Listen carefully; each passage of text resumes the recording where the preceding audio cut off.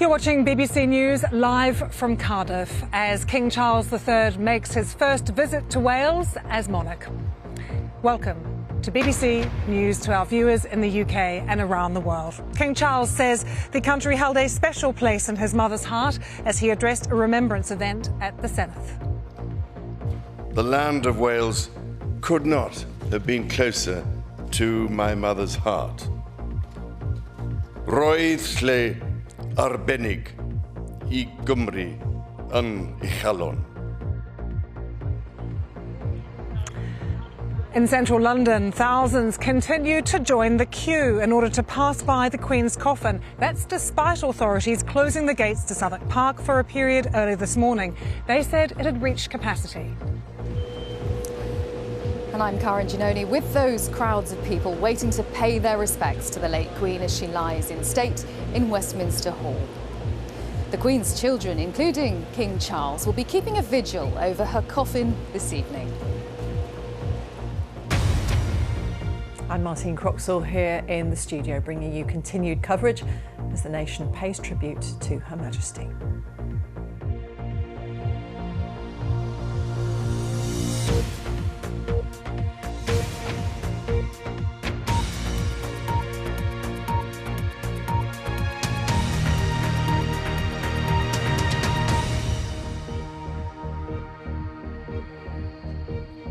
Hello and welcome to Cardiff Bay and the Welsh Parliament, the Senedd, where King Charles III and the Queen Consort were here a few hours ago addressing parliamentarians. In the glorious sunshine and meeting and mingling with the crowd, there was even a moment where King Charles gave someone a fist bump in the crowd, which caused a ripple of laughter here. He then went on to Cardiff Castle, where ceremonial events have been wrapping up there. And if we can take you to central London now, it is still incredible scenes there where we have seen long lines of people continuing to wait to pay their respects to the late monarch. The queue, we understand, around 7.5 kilometres long now. It's about a 14-hour wait, and there had been a pause put on entry to the queue earlier in the day by the government, that coming out in a tweet, but that has been opened up at times throughout the last few hours. We can also show you Queen Elizabeth's lying in state. We know it will last another 3 days before her state funeral, which will take place on Monday. Here in Cardiff, though, in the last half an hour, we have seen King Charles. He has been out greeting some of the thousands of well-wishers who have been in the streets of Cardiff today, here at the Senedd and at the castle as well. They were hugely excited to meet the new king. There was a sense of sadness about the loss of the Queen. She has been here 300 times during her reign. She has visited every corner of Wales, and many people had lovely stories to share about times that they had met with her. But indeed, a sense of pride that King Charles, who was once the Prince of Wales, spoke today in Welsh and in English in the Senedd.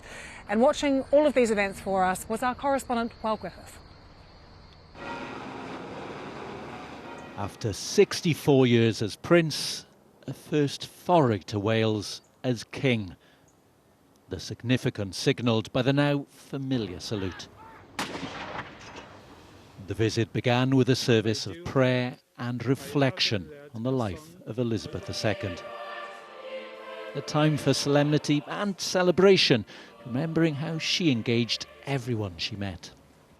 To the person on the street, with an attentiveness that made you feel you were valued, you were understood. Born perhaps of her experience as a mother, grandmother and great-grandmother, as much as Queen. This kind of skill is learned over the decades. Outside, they'd waited patiently for a glimpse of the man who is now the monarch and inherits goodwill at a time of grief. We're just really pleased that he's taken the time, because it's not the best time for him after losing a parent, for anybody. But, you know, to come to Wales and to show our support, I think, is really important. We've come out not only to experience history, but, you know, it's an experience as a family with the little ones, and, you know, just be a part of it. Well, personally, I don't believe that we need a Prince of Wales. but I'm more than happy to welcome the royal family here. University College, Aberystwyth, where, to the relief of the nation, Prince Charles was given a warm and very friendly welcome. The Prince, who on July the 1st becomes Prince of Wales, is taking a 9-week Welsh language and history course at the university. The welcome hasn't always been so warm. Security concerns surrounded Charles's time in Wales in the 1960s. He came to Aberystwyth for a crash course in Welsh as a way of trying to win over a nation sceptical of having an English Prince of Wales. It didn't stop the protests in the lead-up to his investiture. For years, these images defined his relationship with Wales, but tensions gradually eased. That relationship relaxed. Royal patronage was used as a way to find a place in Welsh life. His love of the arts and Welsh culture. I think his commitment to Wales has always been there. I don't doubt it for 1 minute. But how committed is Wales to maintaining the monarchy? Opinion polls suggest support here hovers just above 50%. Oh, I think they bring a lot of revenue, obviously, to this country. To Wales? Yes, to everywhere. Yeah, people love the monarchy, I think. I don't know, it just seems out of touch with where we are as a country now.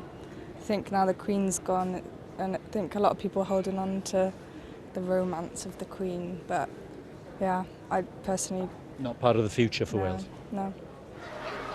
This afternoon, the focus shifted to the Senedd, a building opened by the Queen, an institution which grew with her support. Its members offered their condolences. Today, there is a sense of transition in Wales. This morning, we came together in a service of reflection at Llandaff Cathedral to look back over a reign unrivalled in its length and its reach.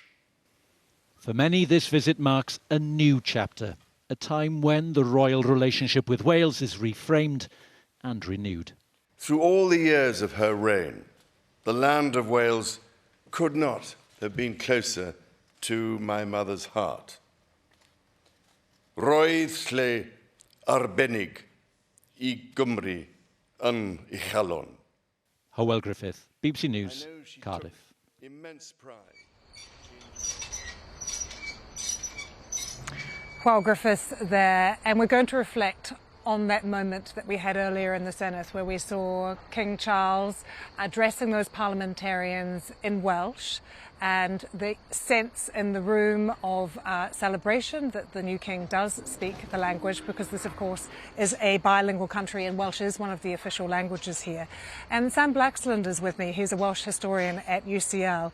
Sam, I wonder what you made of the new king's address, not only the fact that he was speaking the language, but some of the references that he made in the speech as well. But the language itself is very significant. Prince Charles speaks a bit of Welsh. 25% of the population here also speak Welsh fluently, so it's not a majority language. The symbolism here is the really crucial thing. He recognises that, like you say, that there are two languages. It also harks back to his investiture, where he had to speak some Welsh there, and he actually went to Aberystwyth Uni in the lead up to that and spoke some Welsh. So it's really, really remarkable, and the fact that he speaks it quite well as well. I mean, I was born and brought up in Wales. I don't speak Welsh fluently, but I can tell enough to know that he's speaking it relatively well. So that's key. In terms of the references as well, yeah, and the fact that he's making a nod towards the medieval princes. This is a very long time ago. This is basically ancient history. But he's obviously worked out that there are critics there who still associate the title of Prince of Wales with kind of the original Welsh princes before the Norman Conquest or after the Norman Conquest, when England basically did colonise Wales. Now, a lot's happened since then. There's been a huge kind of raft of history where Wales has been integrated with kind of the United Kingdom, with England, and has played a very key role in sort of big moments of the British Empire and the World Wars and things like that. But Charles obviously recognises, King Charles recognises that there are those there are those people who level those criticisms at him, and the fact that he did that is also very symbolic, like the speaking Welsh. Take us back to 1969. You just briefly mentioned it then, and why the investiture at the time was so controversial here. Well, it was announced when Charles was very young that he would be Prince of Wales, I think in 1958, at the Empire Games, the Commonwealth Games here in Cardiff. And then it happened when he became an adult later on at the end of the 1960s. Now, in the 1960s, a lot of big changes happened in British society, as we know about, much more liberal kind of social progress. But also, you get essentially the rise of Welsh political nationalism. You get the first ever Plaid Cymru MP. So it's a way, in some ways, of the monarchy and of the British state, partly recognising that there are these changes, a rise in Welsh identity, but also trying to kind of integrate the monarchy into kind of Welsh culture and make Welsh culture part of the broader British sense. So there's obviously always going to be difficulties surrounding that, especially when you use the title Prince of Wales and it has these kind of connotations of that medieval period.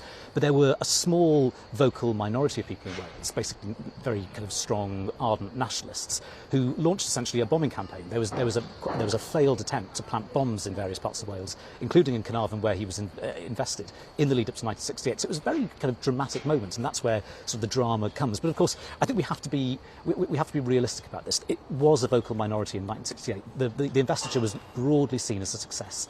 It went well. Lots of cheering crowds turned up for the Prince of Wales, Charles at the time, and I think you see that essentially reflected in what we've had here today. It's been there have been and absolutely there are very legitimate reasons why people in Wales have an issue with the British monarchy. They see it as a very English figure, and this is a kind of a developing Welsh democracy that we see a very physical symbol of here, and that's fine. But broadly, if you look at the opinion polls, that still is very much a minority feeling in Wales, and it was a minority feeling here, and that's probably quite representative of what it's like. And it's very good. They were allowed to protest. They should have been allowed to protest, but the warm welcome that the King got, I think, is probably reflective of what people in Wales think. And the sensitive way in which King Charles, I think, is widely acknowledged, handled all the events today and the speech in the Senedd. He will have shared some of this with Prince William, of course. Sure.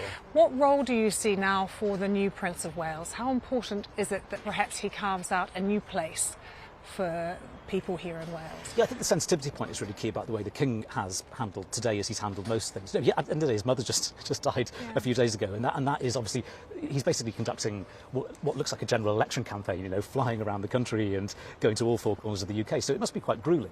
The fact he's getting out of the car and shaking hands with people is quite admirable, I think. It's a change, it's a shift of tone from the way the Queen was doing things. He took time in the Senedd to speak to every one of the young parliamentarians. Yeah, and you get that sense that he likes working a crowd. He has a good sense. He is broadly a people person, and that is a shift from the Queen, who was very good with people in private and was maybe a little bit more reserved in public, but that was part of her brand as well. Now William is another step on again, I think, from his father.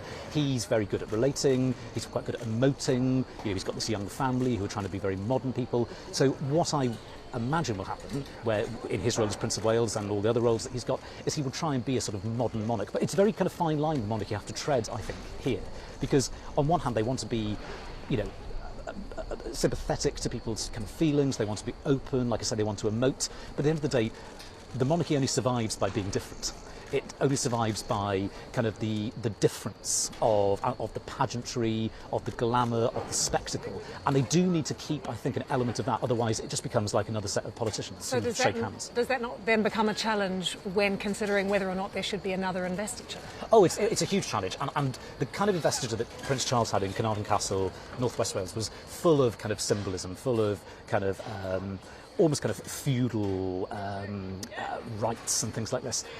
William's investiture will not be anything like that, I would imagine. I think it will be quite a bureaucratic, quite a relatively formal process. It might even happen here. And if we look at this building here, this is a Richard Rogers building. It's very early 20th century. It's about kind of light being allowed in, so that even the debating chamber has like natural sunlight in it. It's about openness. It's about kind of modernity.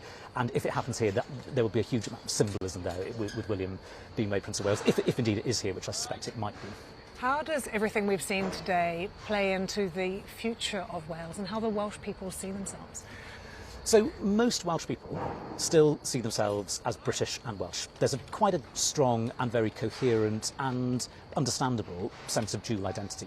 But things are changing. I spoke a second ago about the 1960s and the rise of political nationalism. It's been a slow motion process, but it has ultimately ended with devolution. It's ended with Wales having a parliament, with our own set of politicians. So that in, for example, the COVID pandemic, you have a Welsh health minister and a Welsh first minister making big calls on public policy. I think there is this sense of difference now that you can be Welsh. And if you're my age and you went to primary school and secondary school in Wales, you learnt a bit of Welsh. Again, another small symbol of the fact that we are different. And the monarchy represents continuity. The monarchy represents a very strong sense of Britishness. But the tide is very slowly, but I think significantly moving in a different direction. People in Wales are starting to feel more Welsh and not British. And there's going to be a challenge for the monarchy in that. And has that changed since Brexit?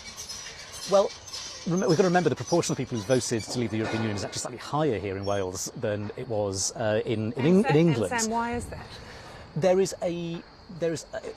are parts of Wales that are completely down at heel, poor, underinvested in, and I think people were fed up of that and they wanted something to change it.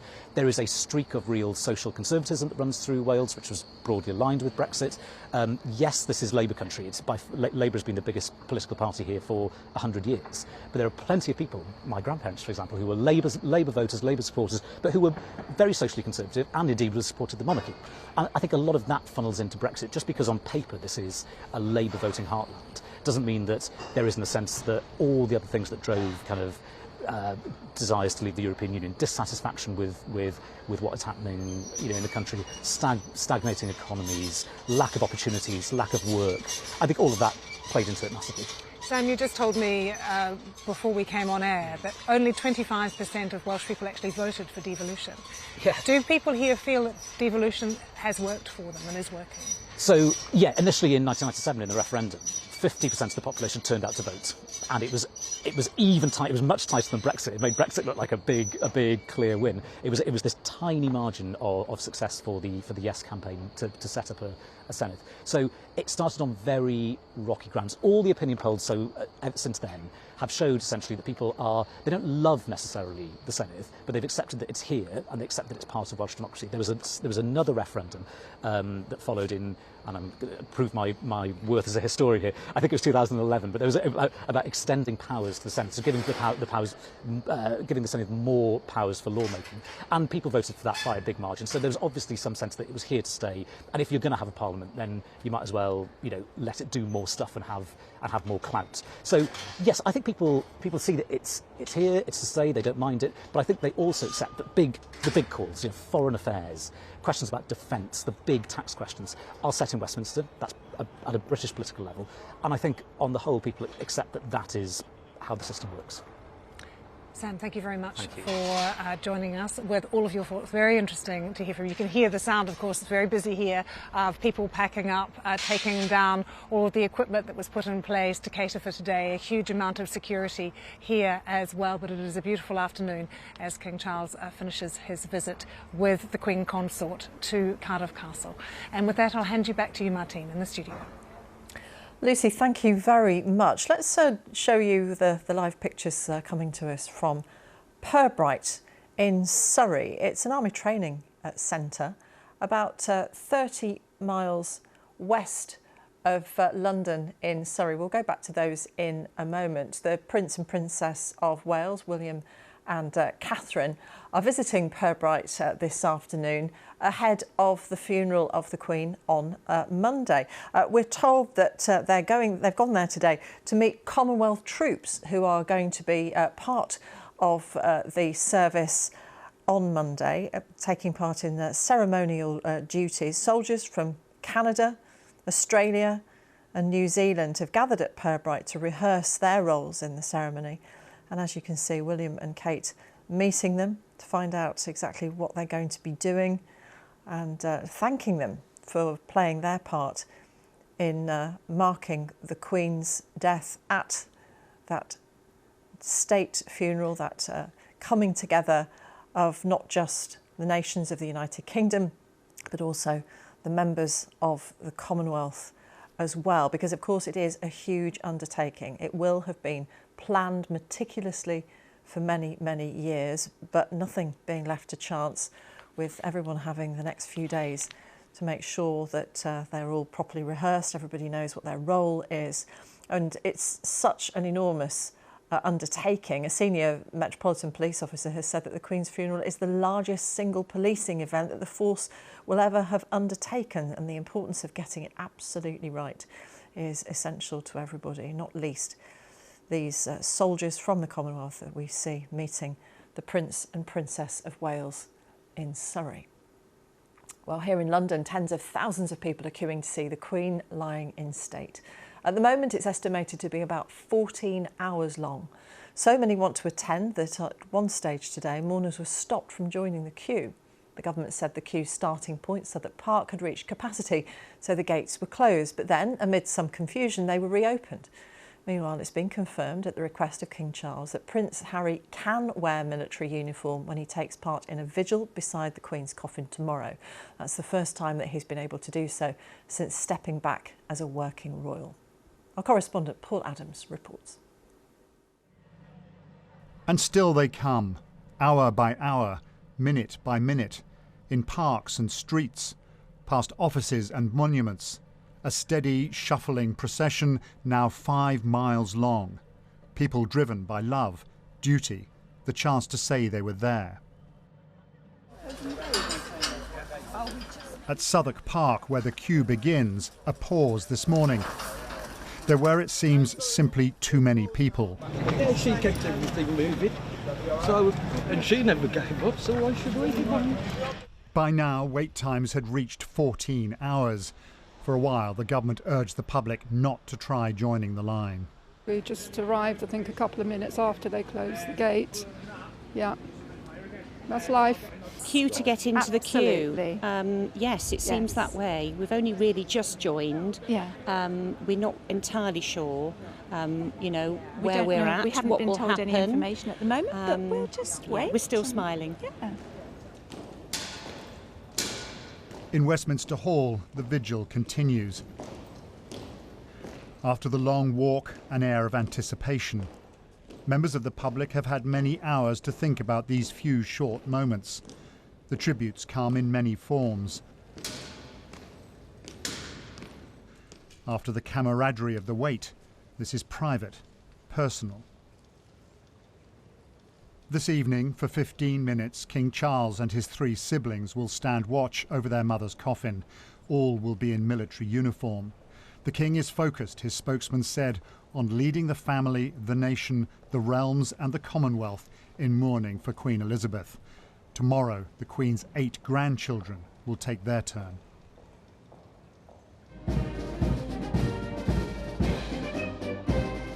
Outside the capital, more preparations for Monday's state funeral. 4,000 military personnel will be on parade, including these members of the Royal Air Force, practicing at RAF Halton in Buckinghamshire. She's been the integral part of the armed forces, the glue between the tri-services, and for me just to pay my one small little bit of respect by doing this duty, I can't measure how prideful I feel about that, and how humbled to have the opportunity to do that. Back in London, the police say the funeral will be the largest event they've ever dealt with. In 3 days, this country will witness something most of us have never seen, perhaps will never see again in quite the same way. A vast, complex and highly charged turning of a national page. Paul Adams, BBC News. Well, let's go to Westminster and join my colleague Karen Giannone. And the queue keeps on growing, Karen. It keeps on growing, Martine, but as you reported, the beginning of the queue is closed for the moment. It has been for more than 6 hours now. The government issuing that advice that the capacity's been reached. It's gone all the way back to Southwark Park, east along the south bank of the River Thames, 5 miles, 8 kilometres, and that is where the entrance to the queue at Southwark Park has been shut for now. And all that the live YouTube feed says when you check it, saying, do not attempt to join the queue until it resumes. Check back for further updates. So the estimated wait time has gone. It's not showing. The maximum had been reached was 14 hours and it showed it was nearly 5 miles long. But now that is not showing. It just simply says, don't come along if you haven't joined the queue already and keep checking for updates. So that will be a massive disappointment, I'm sure, to many, many people who had just about reached the start of the queue to join the long 5-mile queue along the south bank of the River Thames, over Lambeth Bridge and then back towards Westminster. But what you're looking at now is very, very close to where we are. It's the Snake. It's the legendary part of the queue. As you come to the end of your long journey, walking through the night along the River Thames, you get to this point of intensely condensed crowd, back and forth, shuttling in this airport security style formation until you get to the Palace of Westminster itself. And people are telling me that it takes about an hour and a half to get through this bit alone. But Westminster is so tantalisingly close. Once you get to this point, it does fill your heart with hope, people are saying, that your wait is nearly over, but it sadly means it is extended quite a lot because the length of the queue is deceptive there. But there have been a number, well, these people are, of course, the lucky ones who have made it into the queue. As they're coming past here, where we're standing, there's a spontaneous round of applause because they'd reached the 11-hour point. We wondered what they were clapping and cheering about. They're really monitoring their wait closely. Some have had a real treat because imagine being in the queue, there's a bloke in a flat cap in front of you, and while you're standing there, shuffling along, you realise it's none other than the former England captain, David Beckham. Now, lots of suspicion that being a celebrity, being a VIP, David Beckham may have jumped the queue in some form. Not so. David Beckham himself confirmed he joined the queue at 1:45 this morning and has been moving along slowly with everybody else for more than 12 hours. We can hear what he had to say. To be honest, it's what we all envisioned. We all want to be here together. We all want to experience something where we celebrate the amazing life of our Queen. And I think something like this today is meant to be shared together. So the fact that we've been here, we're eating Pringles, we're eating sherbet lemons, we're eating sandwiches, having coffee, so donuts. Yeah, as well. Donuts. So everything, including the donuts, keeping people going, including David Beckham and the people around him. Well, can you imagine finding out who you're standing next to in the queue for 12 hours? Quite a memorable moment. So those are the lucky ones who are in the queue already, and as it stands, no more entrance to the queue for now. But David Beckham then went on through Westminster Hall with everybody else, and this is the moment he and so many others are queuing for, taking their chance to stand there, passing the Queen's coffin and paying their respects. And it's continuing to inspire and draw so many people from all over the country. People have waited, they've been awake for more than 24 hours, all these people. They've been on their feet for hours and hours. A small boy I talked to had a step counter. He said he'd done 28,000 steps in the last few hours, just waiting through the night, not complaining. Nobody is moaning about the length of time. So David Beckham just there among the crowds. So it's quite a phenomenon, and I'm joined now by the historian and writer Robert Lacey. And Robert, you're looking at these people coming past us here, and they look tired, but they're still quite optimistic, and they know they're nearing the end of this long wait. But what do you make of the enthusiasm to go through this experience? Well, it is, as you've been saying, so moving to be here, and we're just by a point where people are having to give up their drinks, and the drinks they haven't opened are going to charity, and the drinks they have opened will have to go to waste. Well, historically, I can't help thinking this is quite a modern ritual, actually. It was invented in 1910 by George V, the Queen's own grandfather, that she used to call Grandpa England. And he actually got the idea from the Victorian Prime Minister Palmerston. Lying in state and people queuing past used to be for great political military figures, Duke of Wellington, prime ministers. And it was George V, the man who actually invented the House of Windsor in 1917. He got rid of the German name and changed it to Windsor, who thought of how wonderful it would be for ordinary people to be able to get closer to the monarch at a moving moment like this. And so, for me, that link over history, the Queen's own grandfather started this, and wouldn't he be pleased, or wouldn't she be pleased? And of course, in those days, it was only 1 or 2 days. now, well, what's it, 4 days? Yeah, 4 days. Even that's not enough. Yeah, and it will look like there will have to be a line drawn at a certain point, and the queue will have to end to allow all the people who want to come through, who have joined the queue, to get in before the official lying in state ends at 6:30 on Monday morning. When this happened in 1952, it was midwinter. George VI lay in state, and something like 400,000 people turned out. It was called the Great Queue. I mean, how does this compare, the enthusiasm to do this sort of thing? You said it was a relatively modern phenomenon. Well, I remember this. I'm old enough to remember that. I was a little boy of 7, 8, then living in Bristol, so I experienced it through flickering black and white television. Wow. Particularly the coronation, of course.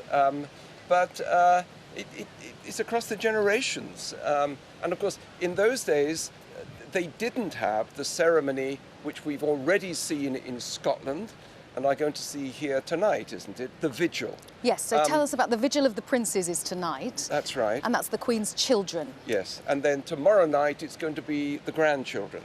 Well, the vigil, that also started in 1910, when it so happened that sorry, I've got my dates wrong. It started in 1936 when George V died, and he actually had 4 sons, very neat, one for each corner of the coffin. One was Edward VIII, who abdicated.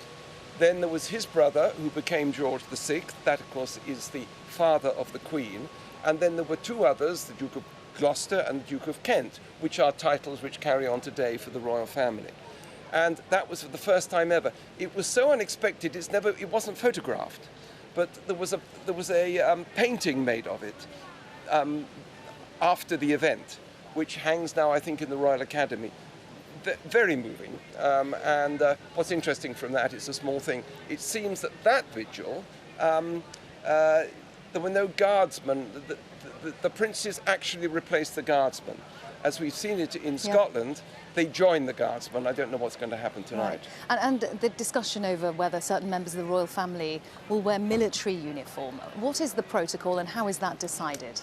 Well, the protocol has been slightly disputed, that Prince Harry and Prince Andrew, as non-working members of the royal family, should turn up in civvies with just medals, which is what we saw in Scotland with Prince Andrew, is in fact absolutely the proper thing to do. Right, and that was the procession as well from Buckingham Palace. They were also in mourning suits with medals. Yes, but we've now heard that that's going to be changed for the vigil. But I just wanted to say what they were doing was they were being like any other ex-serviceman. Ex-servicemen have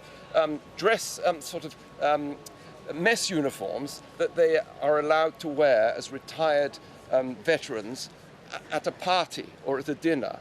But at funerals, servicemen are expected to wear their ordinary civvy suits just like anyone else, or women, service women too, but with the medals.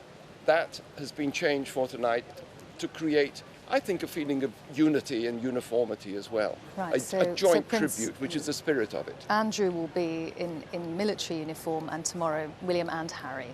That's right. King Charles, Princess Anne, Prince Edward, they, as working royals, have ceremonial functions. They're colonels of this and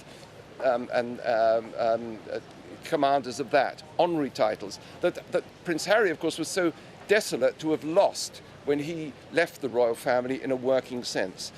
So that's the slight inconsistency that the ones who actually fought in the wars didn't wear the uniforms, and the more ceremonial members did. Right, and just looking ahead, Robert, to Monday and the funeral, it is being talked of as something that has never been seen before. The number of people, the number of VIPs, and this huge event. It's going to dominate the day, the capital completely, isn't it? It is. And I think the fact that even Vladimir Putin apparently is disappointed he didn't get an invitation makes it all the better. I mean, it's the whole world coming together. I mean, we've been reminded very movingly on these last days that the Queen, of course, people talk about the Queen of England. Well, now immediately I've said that, I'm going to get emails from Scotland protesting. And Wales, but it was demonstrated. I mean, she didn't die in Scotland. I mean, the reason everything started in Scotland is because she is Queen of Scotland, loved being Queen of Scotland.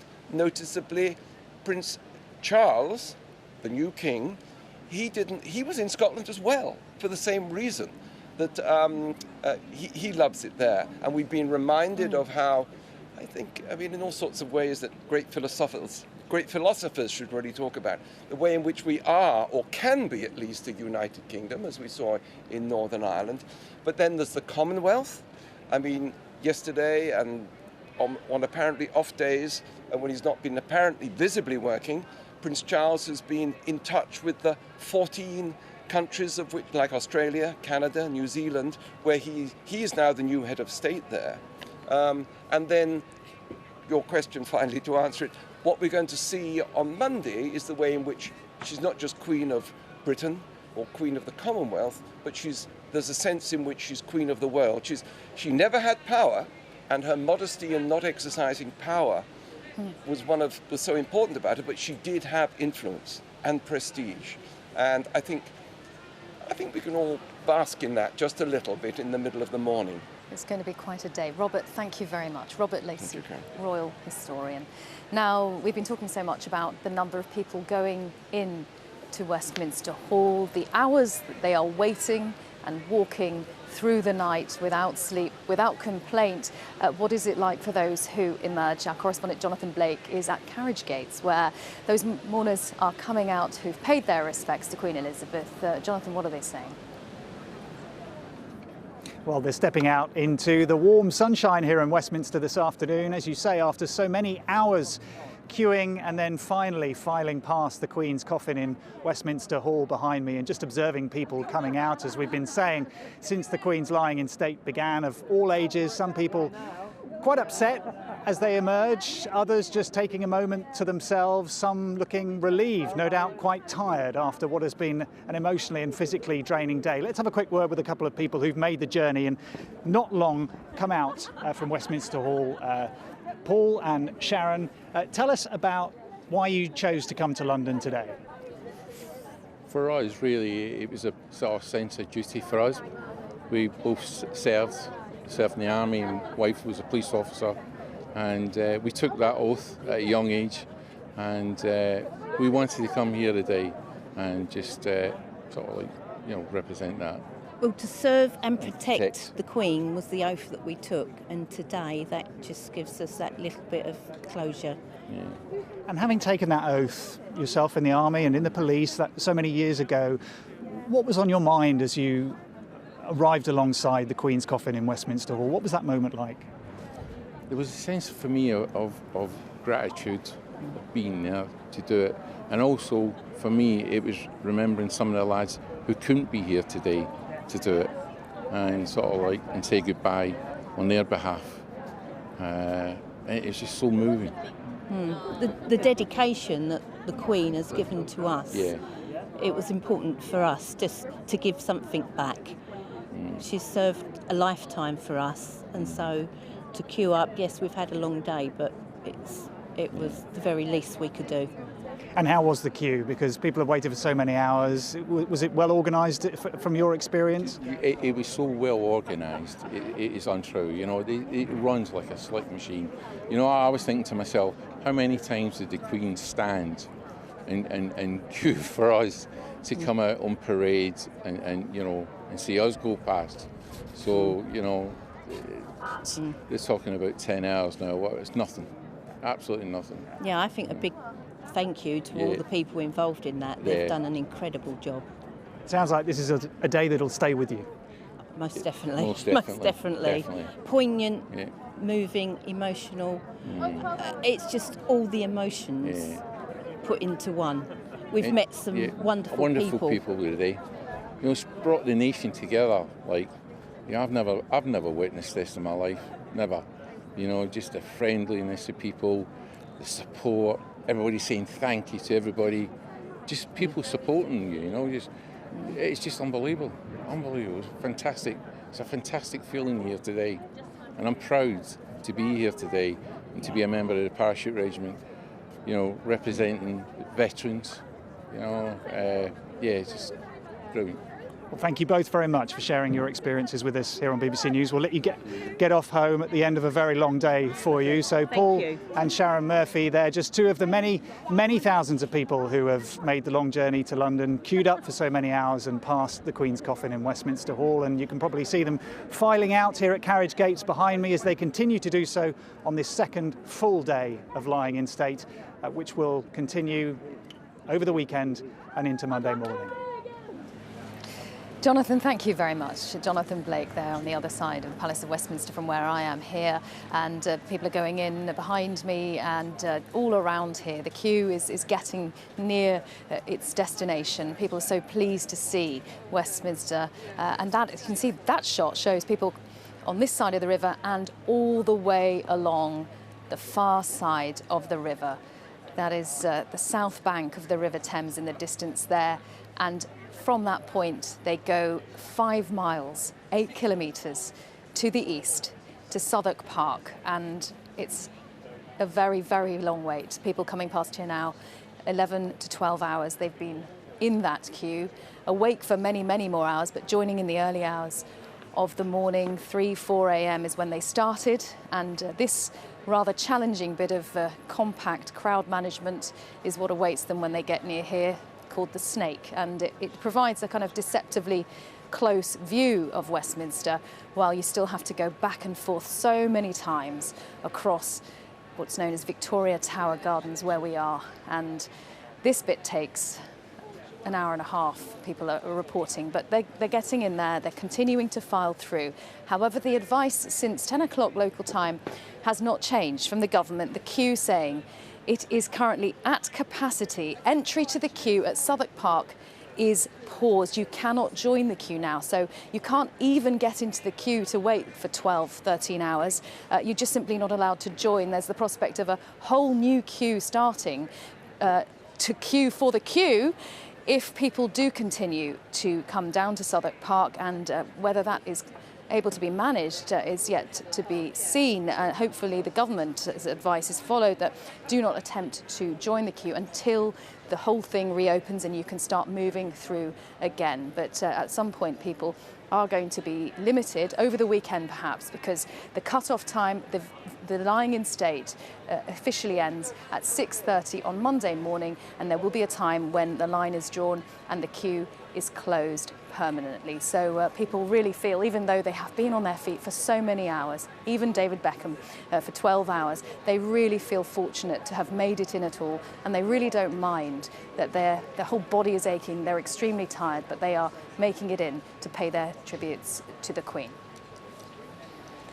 Karen, for the moment, thank you very much. Karen Giannoni in Westminster. Let's take you to Surrey for a few moments, and the Army Training Centre at Pirbright, to be precise. Have we got any pictures? They've just disappeared. Oh, I'm so disappointed. Let me carry on talking for a moment because we might get them back.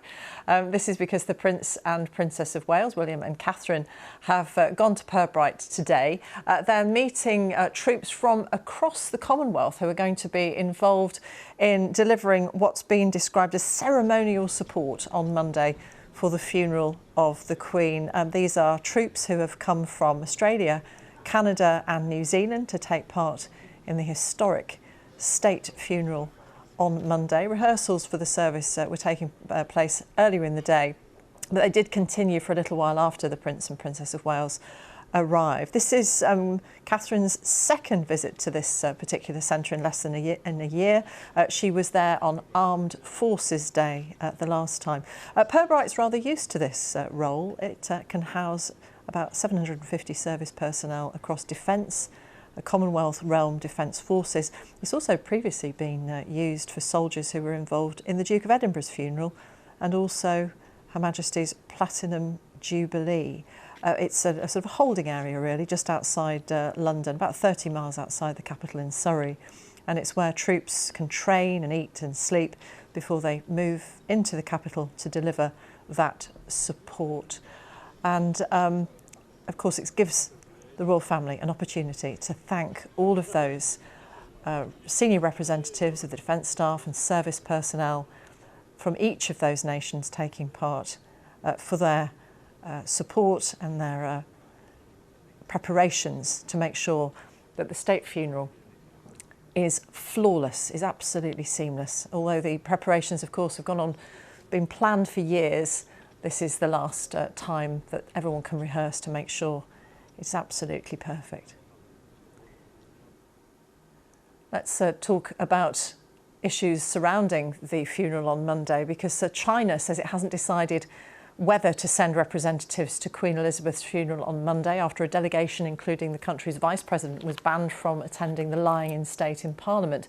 The ban, which was imposed by the Commons Speaker Sir Lindsay Hoyle, is because of Chinese sanctions against several British MPs. Well, one of those MPs is the former leader of the Conservative Party, Sir Ian Duncan-Smith, who joins us now. And by some rather good coincidence, Sir Ian, you trained at Pirbright, I believe. Let's talk about that for just a moment. A great opportunity for the Prince and Princess of Wales to thank these Commonwealth soldiers. Yes, I did, actually. Listening to your report then took me right back. When I went into the Scots Guards, it was the Guards depot there.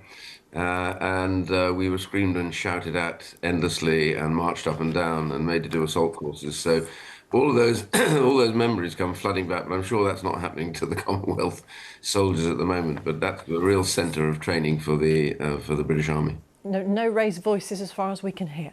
Let's talk about the situation with China then. Just explain, if you would, why it is that you, amongst other British MPs, are under these sanctions by the Chinese state.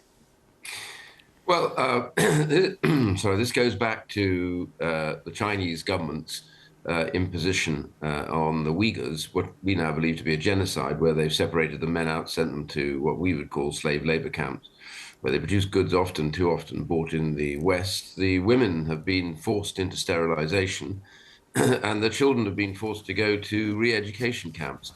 So all of that, if you put it on the back of the problems that they've had with the persecution of the Christians in China, the trashing of the Sino-British Agreement and the arresting in Hong Kong of peaceful democracy campaigners and also media, the invasion of the South China Seas, the threats to Taiwan. This is a country that has committed just about every abuse imaginable and then sanctioned us for calling those abuses out. And so the Speaker quite rightly said, whilst freedom of speech is under attack from those who have been elected, both in the House of Commons, but of course even those in the House of Lords, some of them are being sanctioned. He said he can't possibly contain the idea that the representatives of a Chinese government could actually enter Parliament. And of course, Westminster Hall is in Parliament. So I applaud him for that, because he's standing firm. And I think the government should have stood firm as well.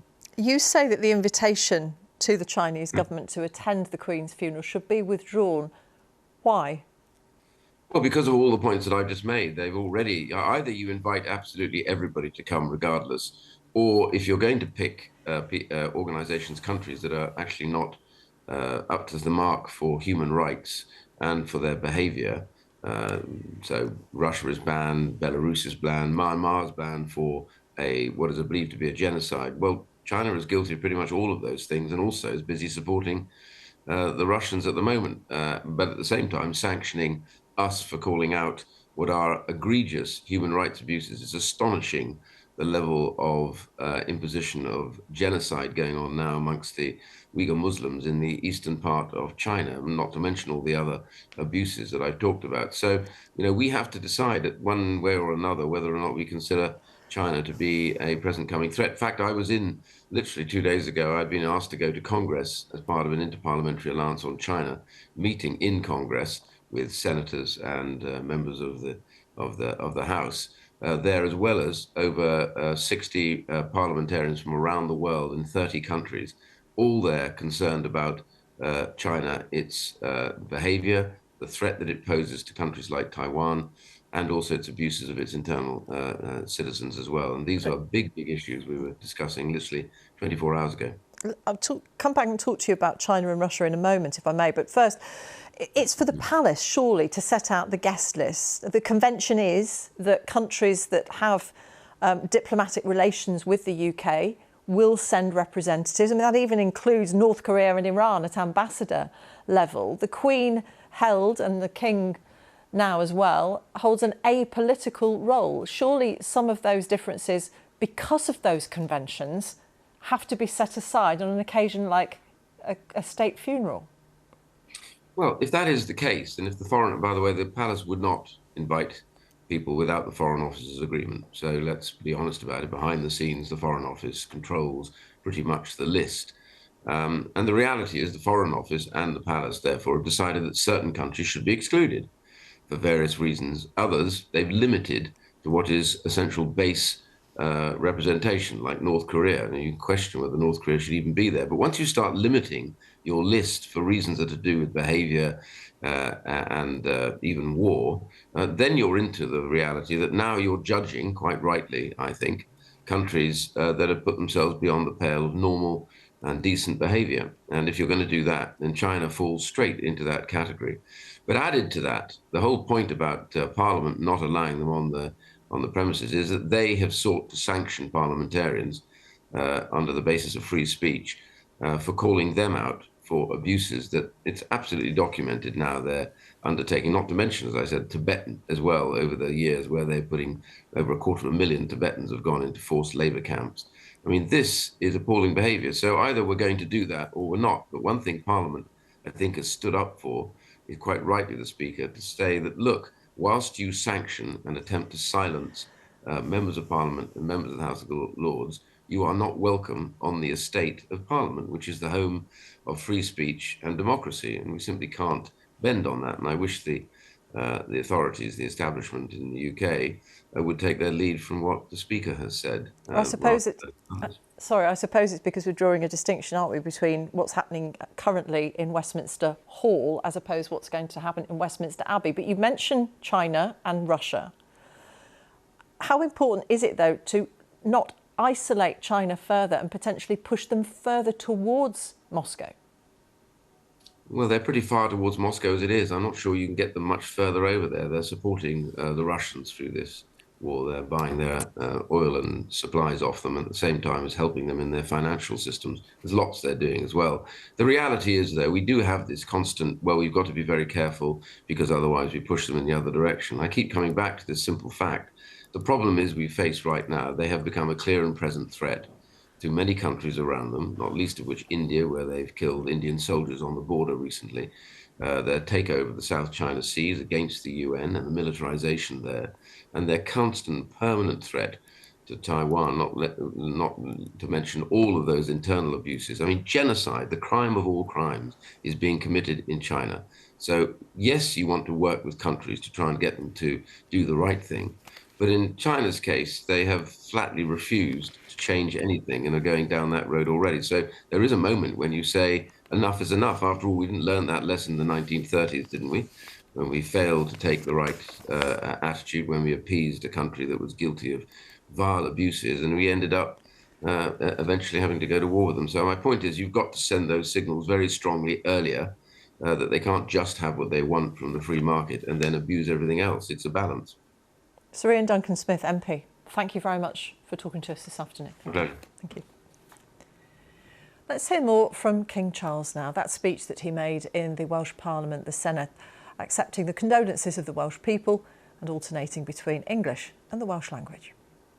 Llywydd, Prif Weinidog, aelodau o'r Senedd, diolch o galon I chi am eich geriau caredig. I am deeply grateful for the addresses of condolence which so movingly paid tribute to our late sovereign, my beloved mother, the Queen. Gwn y bydd Senedd a phobl Cymru yn rhannu fy nristwch.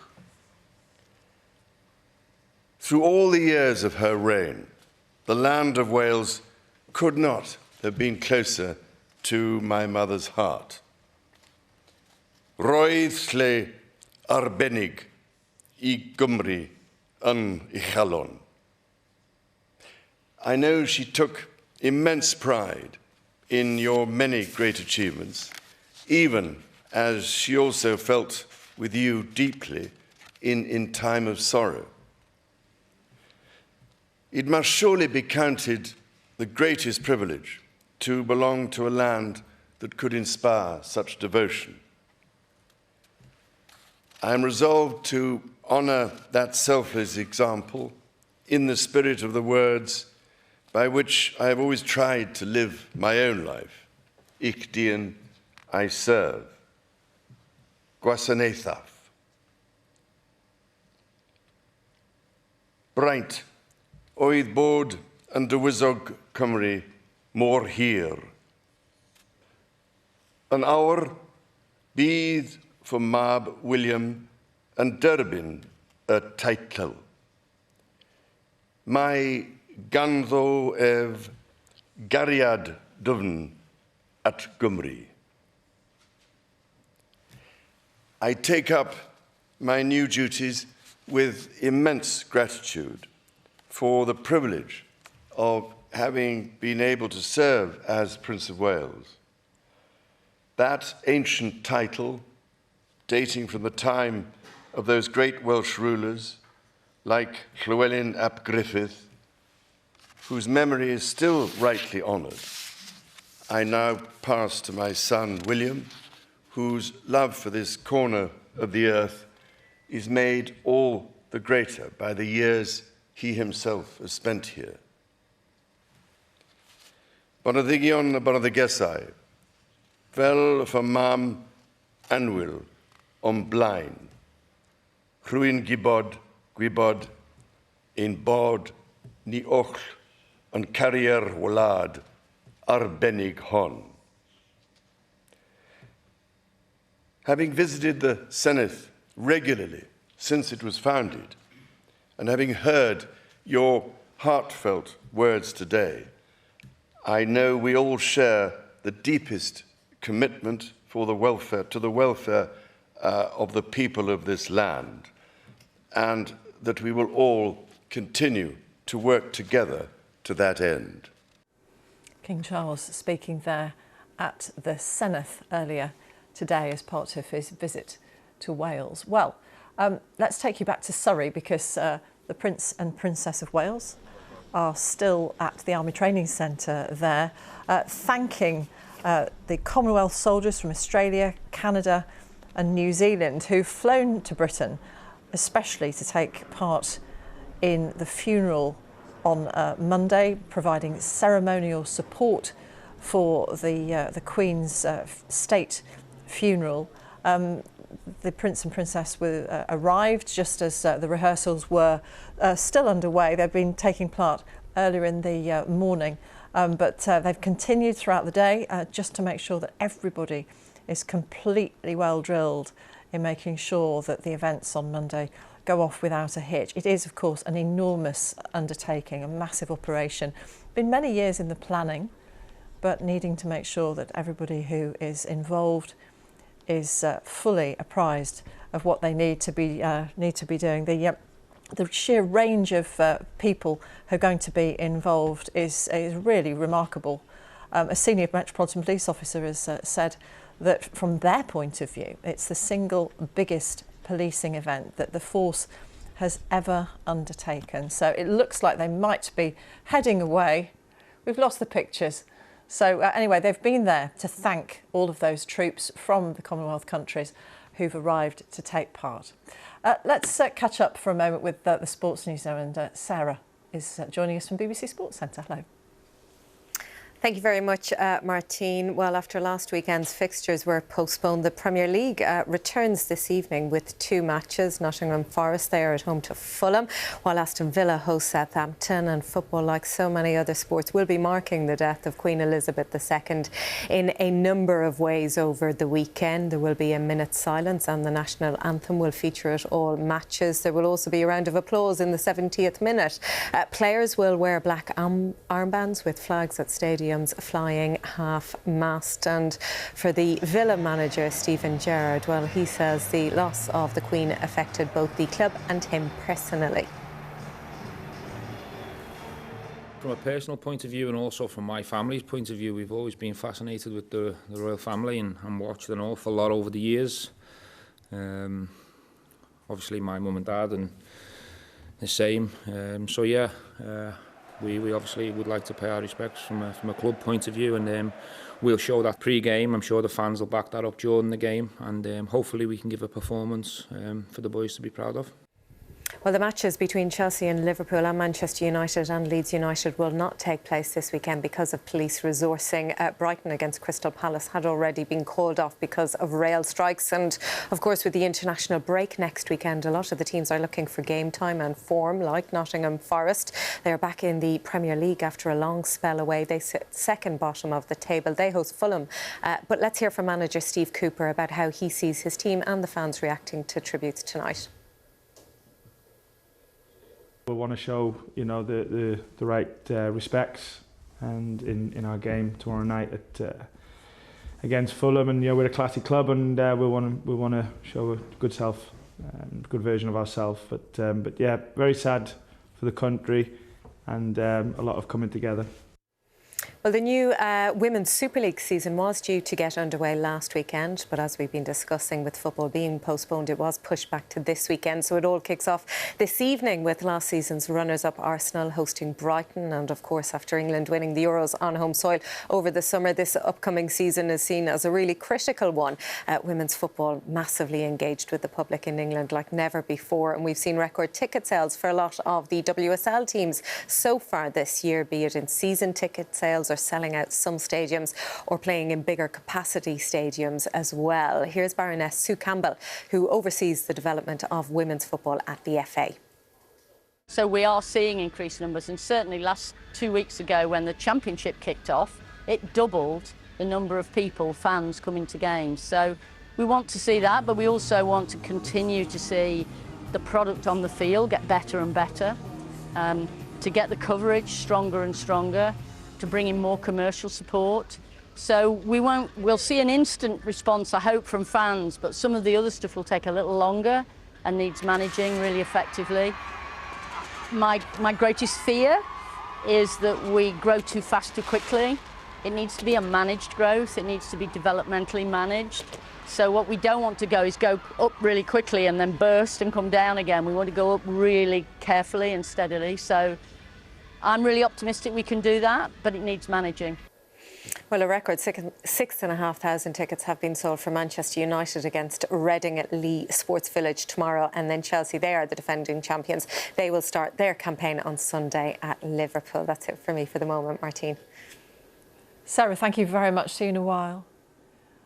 We've had a statement from the Earl of Wessex, Prince Edward. He's been posting on the royal family Twitter account. He says that we have been overwhelmed by the tide of emotion that's engulfed us and the sheer number of people who've gone out of their way to express their own love, admiration and respect to such a very special and unique person who was always there for us. Perfectly encapsulating, I think, how many people have been feeling this last week or so since it was announced that the Queen had died, and all of those stories that people are sharing as they stand in that queue for a glimpse of the Queen's coffin on the catafalque in Westminster Hall. So while preparations for the Queen's state funeral on Monday continue in London, communities across the UK are making their own plans to mark the occasion. Our North of England correspondent Fiona Trott reports from Bradford. Do you remember the Queen when she came here? A family's fond memory. We were told the protocol. Not to touch her. And then the Swamiji put the shawl on over your stove. We thought I was going to get into trouble. For Sarita and Arshna, this was more than a royal visit. It was royal recognition. Their father helped build the first Hindu temple outside London. Now, Arshna is travelling to the capital for the Queen's funeral. I want to be there because obviously my dad can't be there, and say farewell to her and thank her for her service.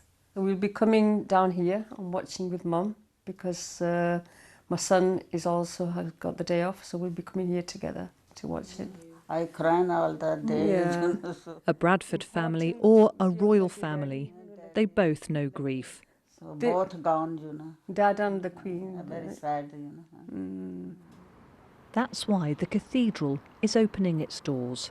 OK, that's great, mate. That's in place. On Monday, anybody can come here to watch the funeral and comfort one another. People have been coming up to me, coming into the cathedral and talking about some really old-fashioned things. You know, the sense that Her Majesty brought a constancy, that she was faithful, she was a servant of the people. Think Her Majesty brought security to us without even speaking. Flags at half-mast, a common sight now, and a subtle teaching tool at this nearby school. You are going to do an activity because there's something special happening on Monday. It's her funeral. It's her funeral. And why have you made that today? Because the Queen has died on the very morning. Do you know how long she was Queen for? 70. 70 years. Did you have a tea party? Yeah. Did you have marmalade sandwiches? Yeah. Do you know where the Queen kept her marmalade sandwiches? In her bag. We'd recently been doing all of these events around the Platinum Jubilee, so it's very relevant to them in their minds, and then to come back after the summer and for her to pass away, they felt that sense of shock, and so we needed to acknowledge that and then move through the week also commemorating and celebrating her life. The pupils paying tribute, the cathedral comforting the community, and the family saying thanks. This is one of many cities preparing to say goodbye. Fiona Trott, BBC News, Bradford. Well, this is a very special day in that it's the first visit by King Charles, formerly Prince of Wales, to Wales since his accession to the throne. We're joined by Professor Mervyn Jones, Welsh historian and former Vice-Chancellor of Bangor University, who's been waiting extremely patiently to talk to us. Professor Jones, thank you very much for sticking with us here on the BBC News Channel. How important was it for Wales to receive the King today? Well, you played just a few minutes ago a recording of his speech to the Senedd, to the Welsh Parliament, and he said in Welsh, "Braint oedd bod yn dywosog Cymru mor hir." And 2 points about that. First is that he spoke in Welsh. I wonder how many of our British politicians have any knowledge of Welsh, whereas the Prince, as he was, and that's my second point, is fairly fluent in Welsh. The second point is, of course, he's been Prince. What he was saying was that he'd been Prince of Wales for a very long time. He was a schoolboy when he was made Prince of Wales. And then, of course, there was the investiture, a very controversial period in Welsh history in 1969. And so he has been very familiar to those of us in Wales, and Wales has been very close to him. He knows Wales very well. He has a house here.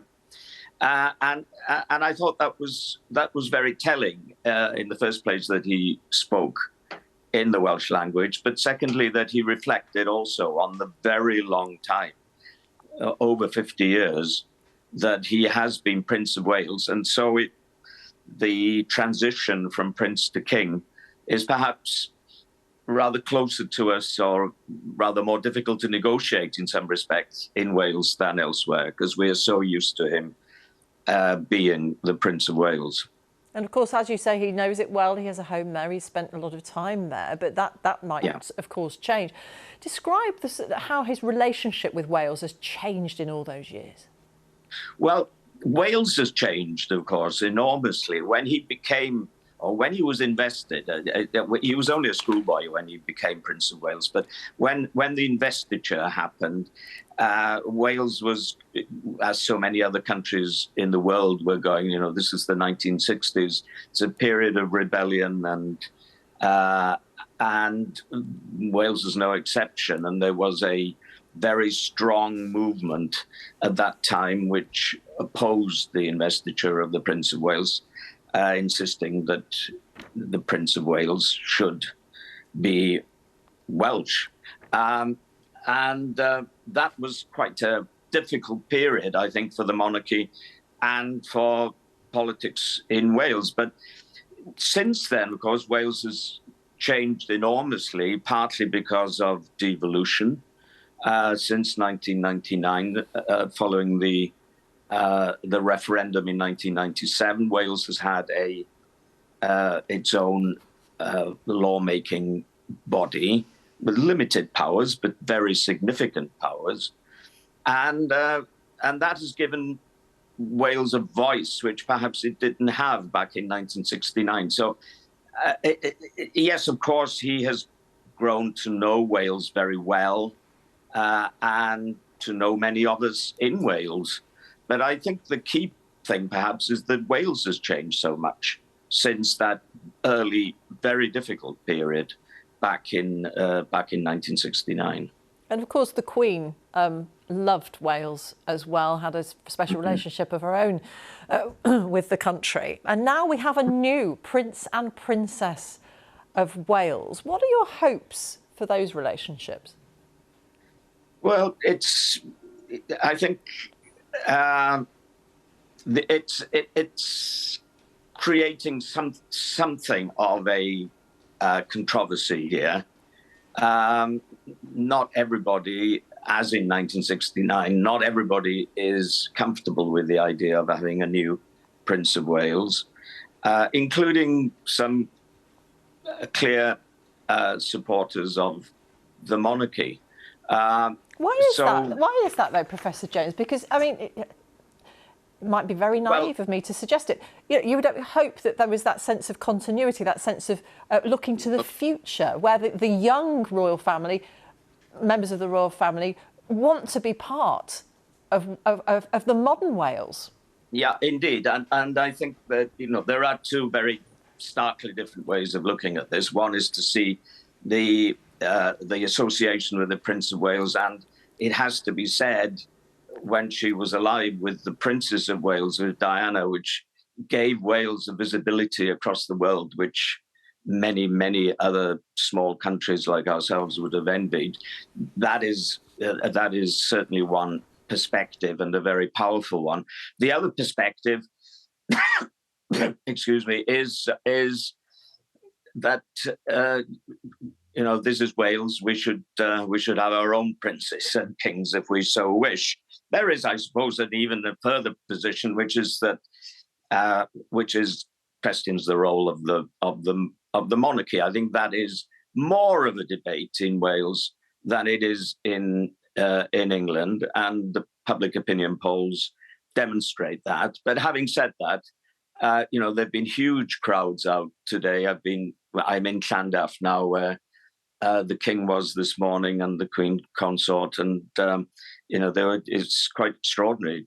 Just down the road from where I'm talking to you, there were large crowds, and similarly down in Cardiff Castle. So the monarchy is, and the new Prince and Princess of Wales, I'm sure will be welcome when they visit Wales. But it would be a blinkered of one not to acknowledge that there is some controversy surrounding that issue. Oh no, we must absolutely represent all aspects of that debate. Professor Mervyn Jones, former Vice-Chancellor of Bangor University, thank you, or diolch. Thank you for joining us. Thank you very much. That's the best I can manage. Here we are in Windsor.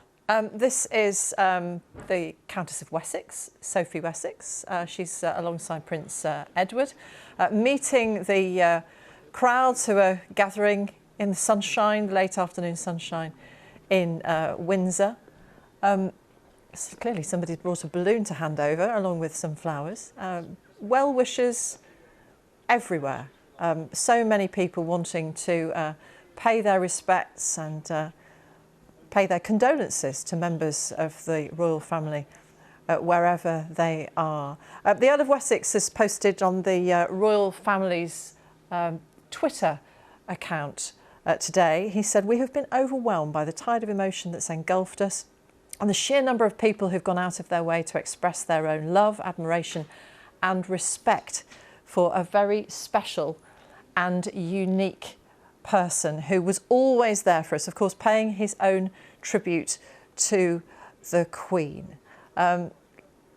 Beautiful day there in Windsor. The weather has been so kind to so many people who have wanted to come out at the right time whenever one member of the royal family appears. And you can see, can't you, just to the right of that picture, how many there are, how many flowers there are that have been placed at those gates. Now let's take a quick look at what's happening in the centre of London. We know that the queue, are we going to look at those? There we are. People snaking their way through those lines. About 14 hours was the length of the queue. A few of my colleagues are in there as well, along with members of the public who are just waiting for their chance to make their way into the Westminster Hall. We were hearing from my colleague Karan Giannoni a little while ago that because of the sheer number of people who have been wanting to get into Westminster Hall to pay their respects to the Queen, they have closed the queue quite some hours ago. But you can see the progress that people are making as they wend their way towards the Palace of Westminster.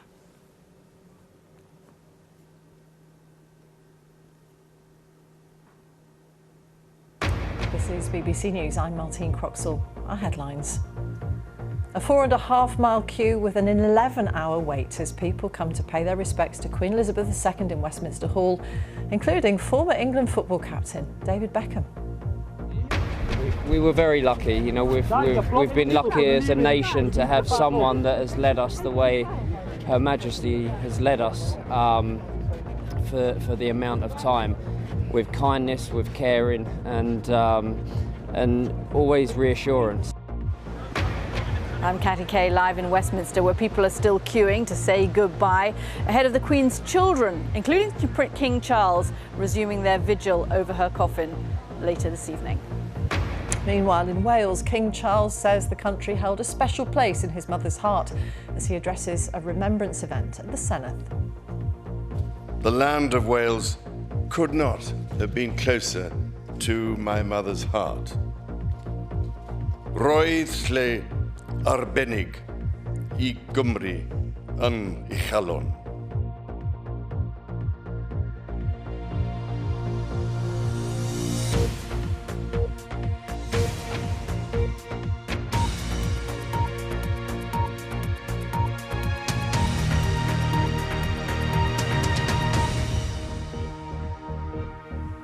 Hello and welcome to viewers in the UK and around the world. King Charles has been making his first official visit to Cardiff in Wales as monarch today. His Majesty and the Queen Consort Camilla have spent time meeting many of the thousands of well-wishers who had waited hours to greet them, shaking hands and even fist-bumping one person, we're told, and thanking them for coming to show their support. Let's go to Westminster in central London and join my colleague, Catty Kay. Well, it's amazing to be here in Westminster where the people are still queuing. Tens of thousands of people are still standing in line to see the Queen lying in state. At the moment, it's thought that that line that I'm watching just over there is 14 hours long. So many want to attend that at one stage today, mourners were actually stopped from joining the queue. They had to queue to join the queue. The government said the queue's starting point, that's in Southwark Park, had reached capacity. So the gates were closed, but then amid a little bit of confusion, it has to be said, they were reopened.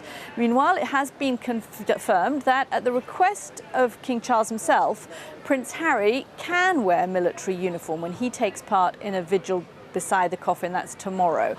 It'll be the first time he's been able to do so since stepping back as a working royal. Our correspondent Paul Adams looks at the day's events so far.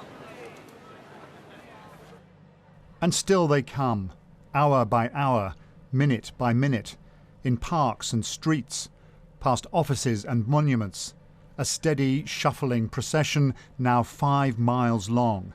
People driven by love, duty, the chance to say they were there. At Southwark Park, where the queue begins, a pause this morning. There were, it seems, simply too many people. Yeah, she kept everything moving, and she never gave up, so why should we give up?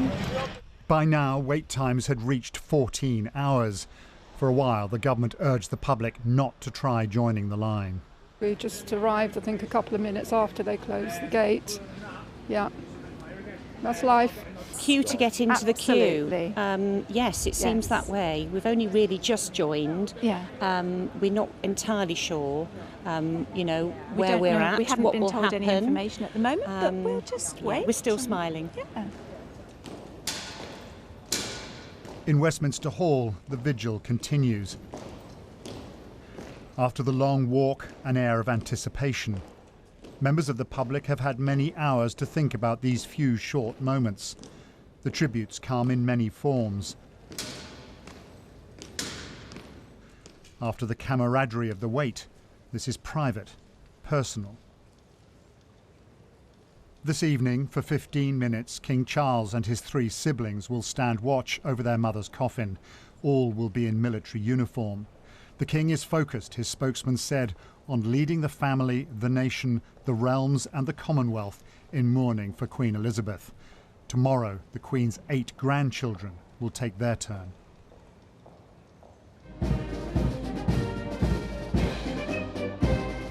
Outside the capital, more preparations for Monday's state funeral.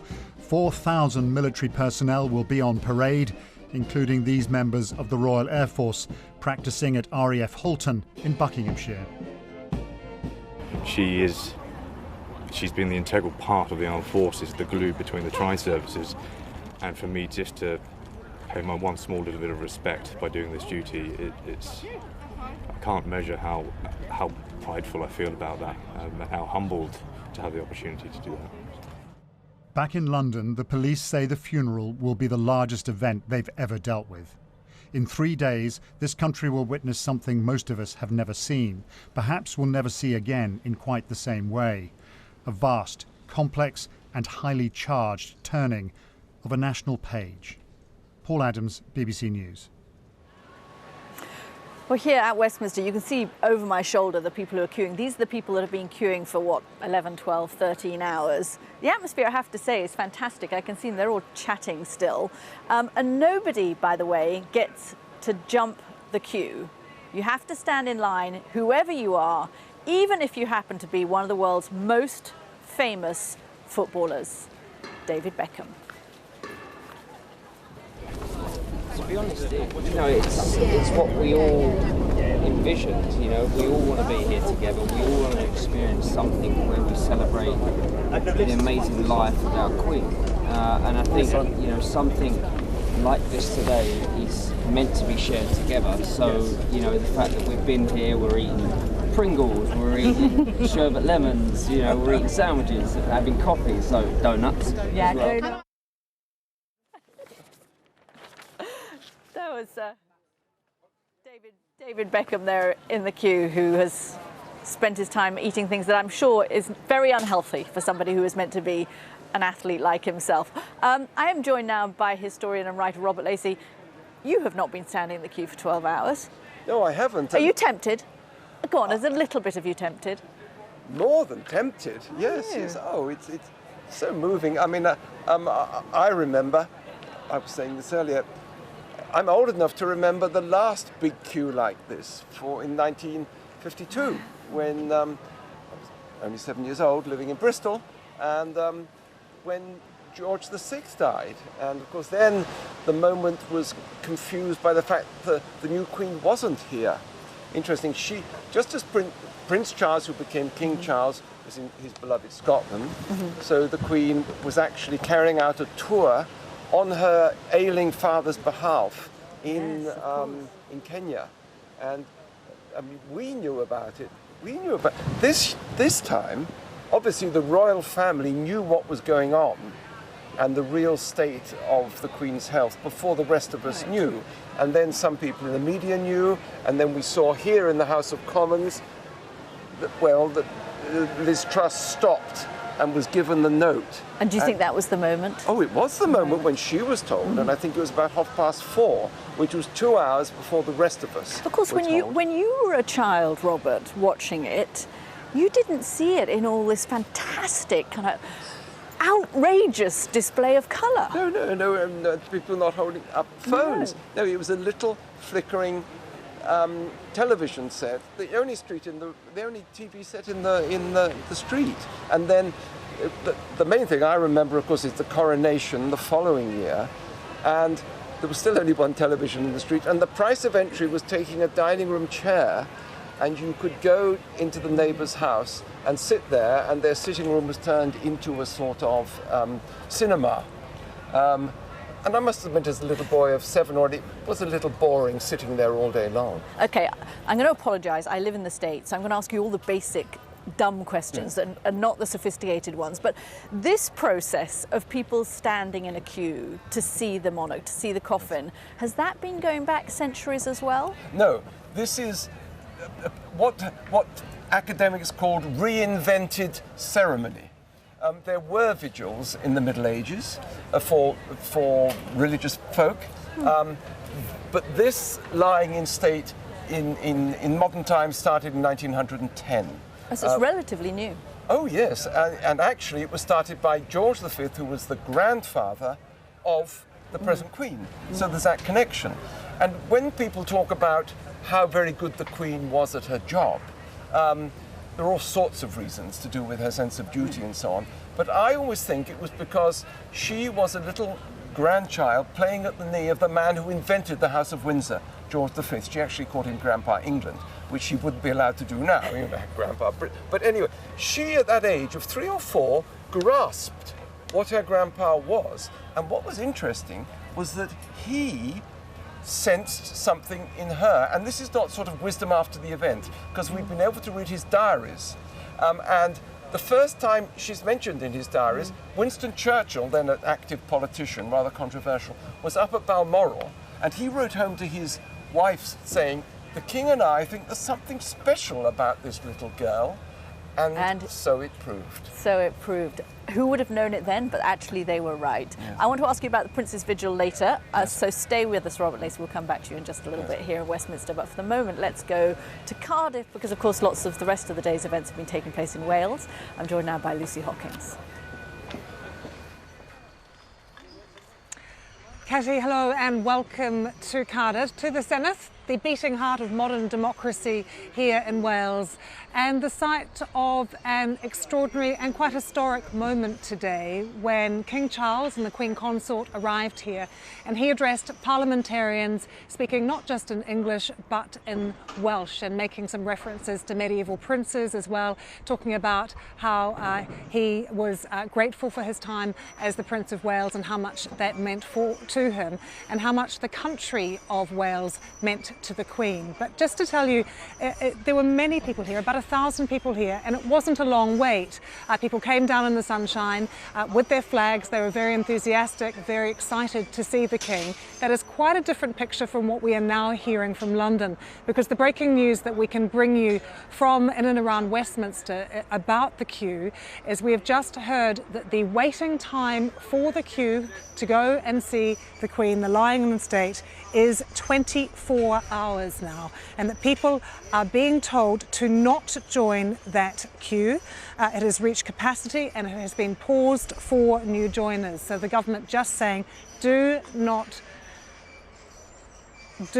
join the queue if you can, because the wait is 24 hours, although actually just in the past few seconds or so they have opened the queue up again, but there is a very long wait, so they're asking people to consider whether or not the time is right for them to come and join that queue when it is 24 hours to stand in line. But a very different scene here today when the King arrived this morning and was greeted by the cheering crowds here. There were a few people who were against the monarchy in the crowd. They shouted out a few things, but they were quickly drowned out by supporters of the King. And there was a very moving moment when the big screens that were up here that were showing the King's speech, the crowd absolutely fell silent. You could have heard a pin drop as everyone listened so closely to what he had to say, as I mentioned, in both Welsh and in English. Let's have a listen. Llywydd, Prif Weinidog, aelodau o'r Senedd, diolch o galon I chi am eich geriau caredig. I am deeply grateful for the addresses of condolence which so movingly paid tribute to our late sovereign, my beloved mother, the Queen. Gun y bydd Senedd o phobl Cymru yn rhannu fy nristwch. Through all the years of her reign, the land of Wales could not have been closer to my mother's heart. Roedd lle arbennig I Gymru yn ei chalon. I know she took immense pride in your many great achievements, even as she also felt with you deeply in time of sorrow. It must surely be counted the greatest privilege to belong to a land that could inspire such devotion. I am resolved to honour that selfless example in the spirit of the words by which I have always tried to live my own life. Ich dien, I serve. Gwasanaethaf. Braint oedd bod yn dywysog Cymru mor hir. Yn awr bydd fy mab William yn derbyn y teitl. Mae ganddo ef gariad dyfn at Gymru. I take up my new duties with immense gratitude for the privilege of having been able to serve as Prince of Wales. That ancient title, dating from the time of those great Welsh rulers like Llywelyn ap Griffith, whose memory is still rightly honoured, I now pass to my son William, whose love for this corner of the earth is made all the greater by the years he himself has spent here. Boneddigion a boneddigesau, fel fy mam anwyl o'n blaen, rhywun gwybod ein bod ni oll yn carrie'r wlad arbennig hon. Having visited the Senedd regularly since it was founded, and having heard your heartfelt words today, I know we all share the deepest commitment for the welfare, to the welfare of the people of this land, and that we will all continue to work together to that end.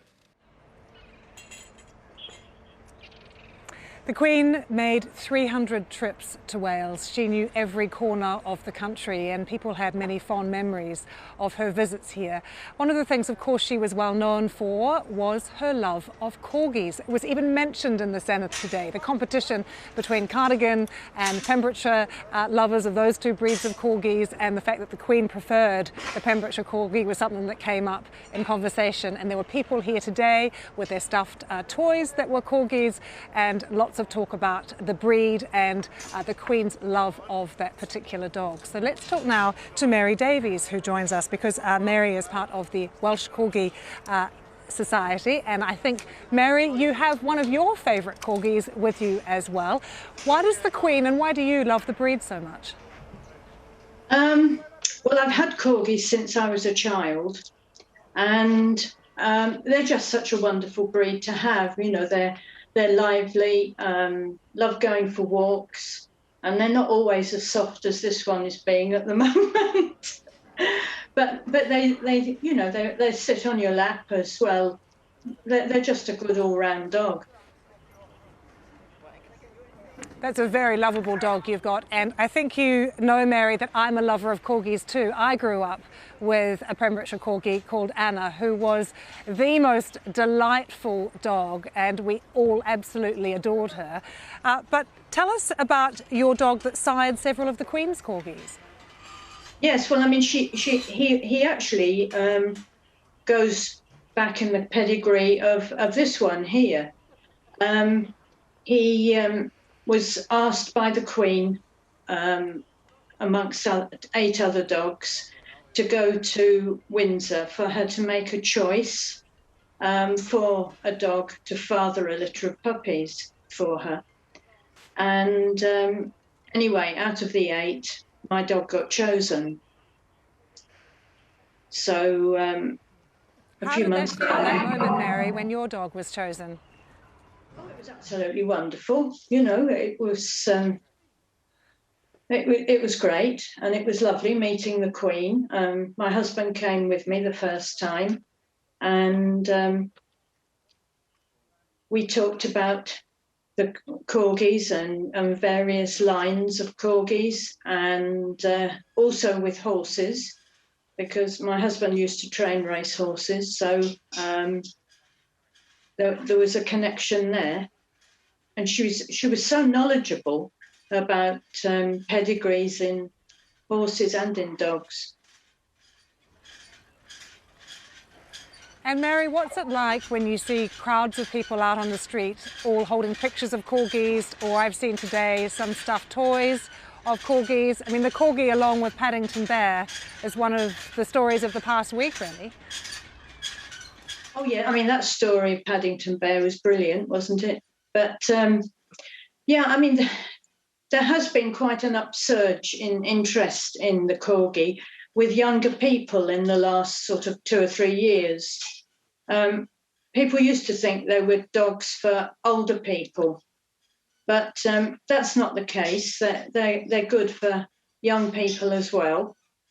And there seems to be a huge following, you know, on Facebook and that sort of thing of the young people, which is great. I mean, we need young people in the breed.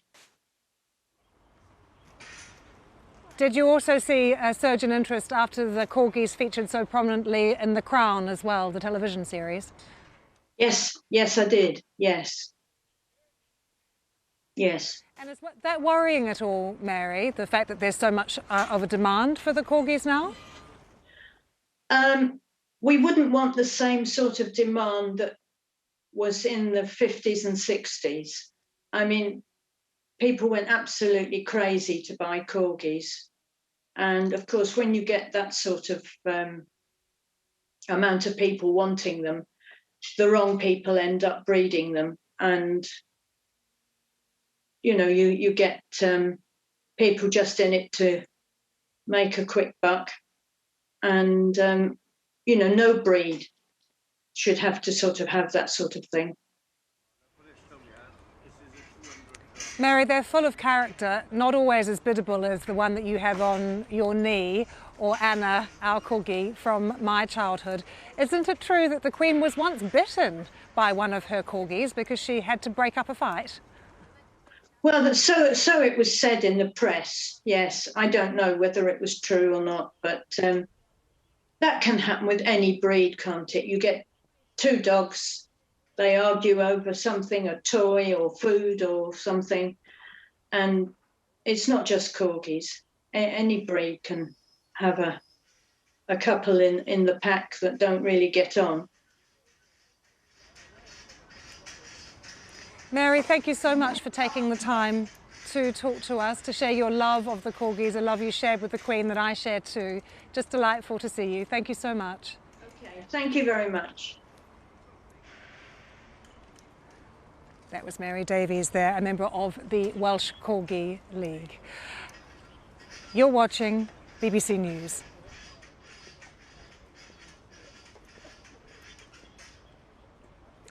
It's been a gorgeous day, Catty, here in Cardiff. The sun has shone on us all day. As I left London, someone handed me an umbrella and said you might need it in Wales. Well, I haven't at all, and it has really encouraged people to come out onto the streets. Thousands of people have been here to welcome King Charles. There is a sense of sadness about the loss of the Queen, but also a celebration of the new King very much today, and also talk about the future for Prince William, who is the new Prince of Wales, the transformative place that he could bring to the role, and the visibility that he could also bring to Wales. One of the interesting things, though, that people want to know here is the head of the English FA and also now the Prince of Wales. So when England and Wales play each other in the Football World Cup, which team will he support?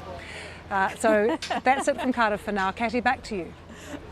I'm sure he'll be far too discreet and we will never know, Lucy. Lucy there in the Wells sunshine. Thank you very much for joining us. OK, I'm at the end of the queue just before people go in to see the Queen's coffin. Jonathan Blake is at Carriage Gate, which is when people are coming out of the queue. So, Jonathan, you've been speaking to mourners who've emerged having paid their respects to the Queen. What are you hearing? Well, everyone has a slightly different take on it, emerging into the early evening sunlight here in Westminster, as you say, at Carriage Gates on the edge of the Palace of Westminster, having waited for so many hours, and we heard that warning a short time ago now that the wait is getting up towards 24 hours as the queue officially reopens. This is the end of what, for pretty much everyone, I think, that we've spoken to, has been an exhausting experience in one way or another, emotionally and physically. Let's have a quick chat to a couple of people who filed past the Queen's coffin not long ago, Monica and Bharat Khatta. Just tell me why you chose to come today to pay your respects. I mean, she's Queen of Hearts, and definitely we are waiting since 4 hours here, and we get to see her. And that's kind of so emotional moment for us, to be honest. And we really wanted to do this because it's going to stay for us for the rest of our lives. So yeah, we're going to remember this forever. This is like history, isn't it? So definitely, we love her. We love her. That's it. And how did it feel when you reached Westminster Hall and you filed past the coffin itself? Well, it was mixed feeling, kind of emotional, and also we really wanted to see her when she was alive. We couldn't, but yeah, at least now we could see her, so that way... Actually, we can sense her presence there, very silent, and we can feel that. So everybody should do this. You were telling me you live close to Windsor in Staines and often keep a lookout for the royal family there. What is the appeal for you? Why do you feel that connection with them? So we always wanted to see her alive, but we couldn't. So we always... whatever the functions, whatever the events there, we'll definitely go further to the Windsor Castle for at least like 15 minutes drive. And yeah. We just love that place. It just gives a vibe, I guess. So first time when we went, and then we keep on going. We do that at least twice or thrice a week. So yeah, that's the connection we had with the castle, to be honest. And the royal family, like she said, yeah, we've always loved royal family, especially the Queen. Yeah. Very sweet. And you were both able to join the accessible queue, so you didn't have to wait for too long, but still quite a long day and quite a tiring experience, I can imagine.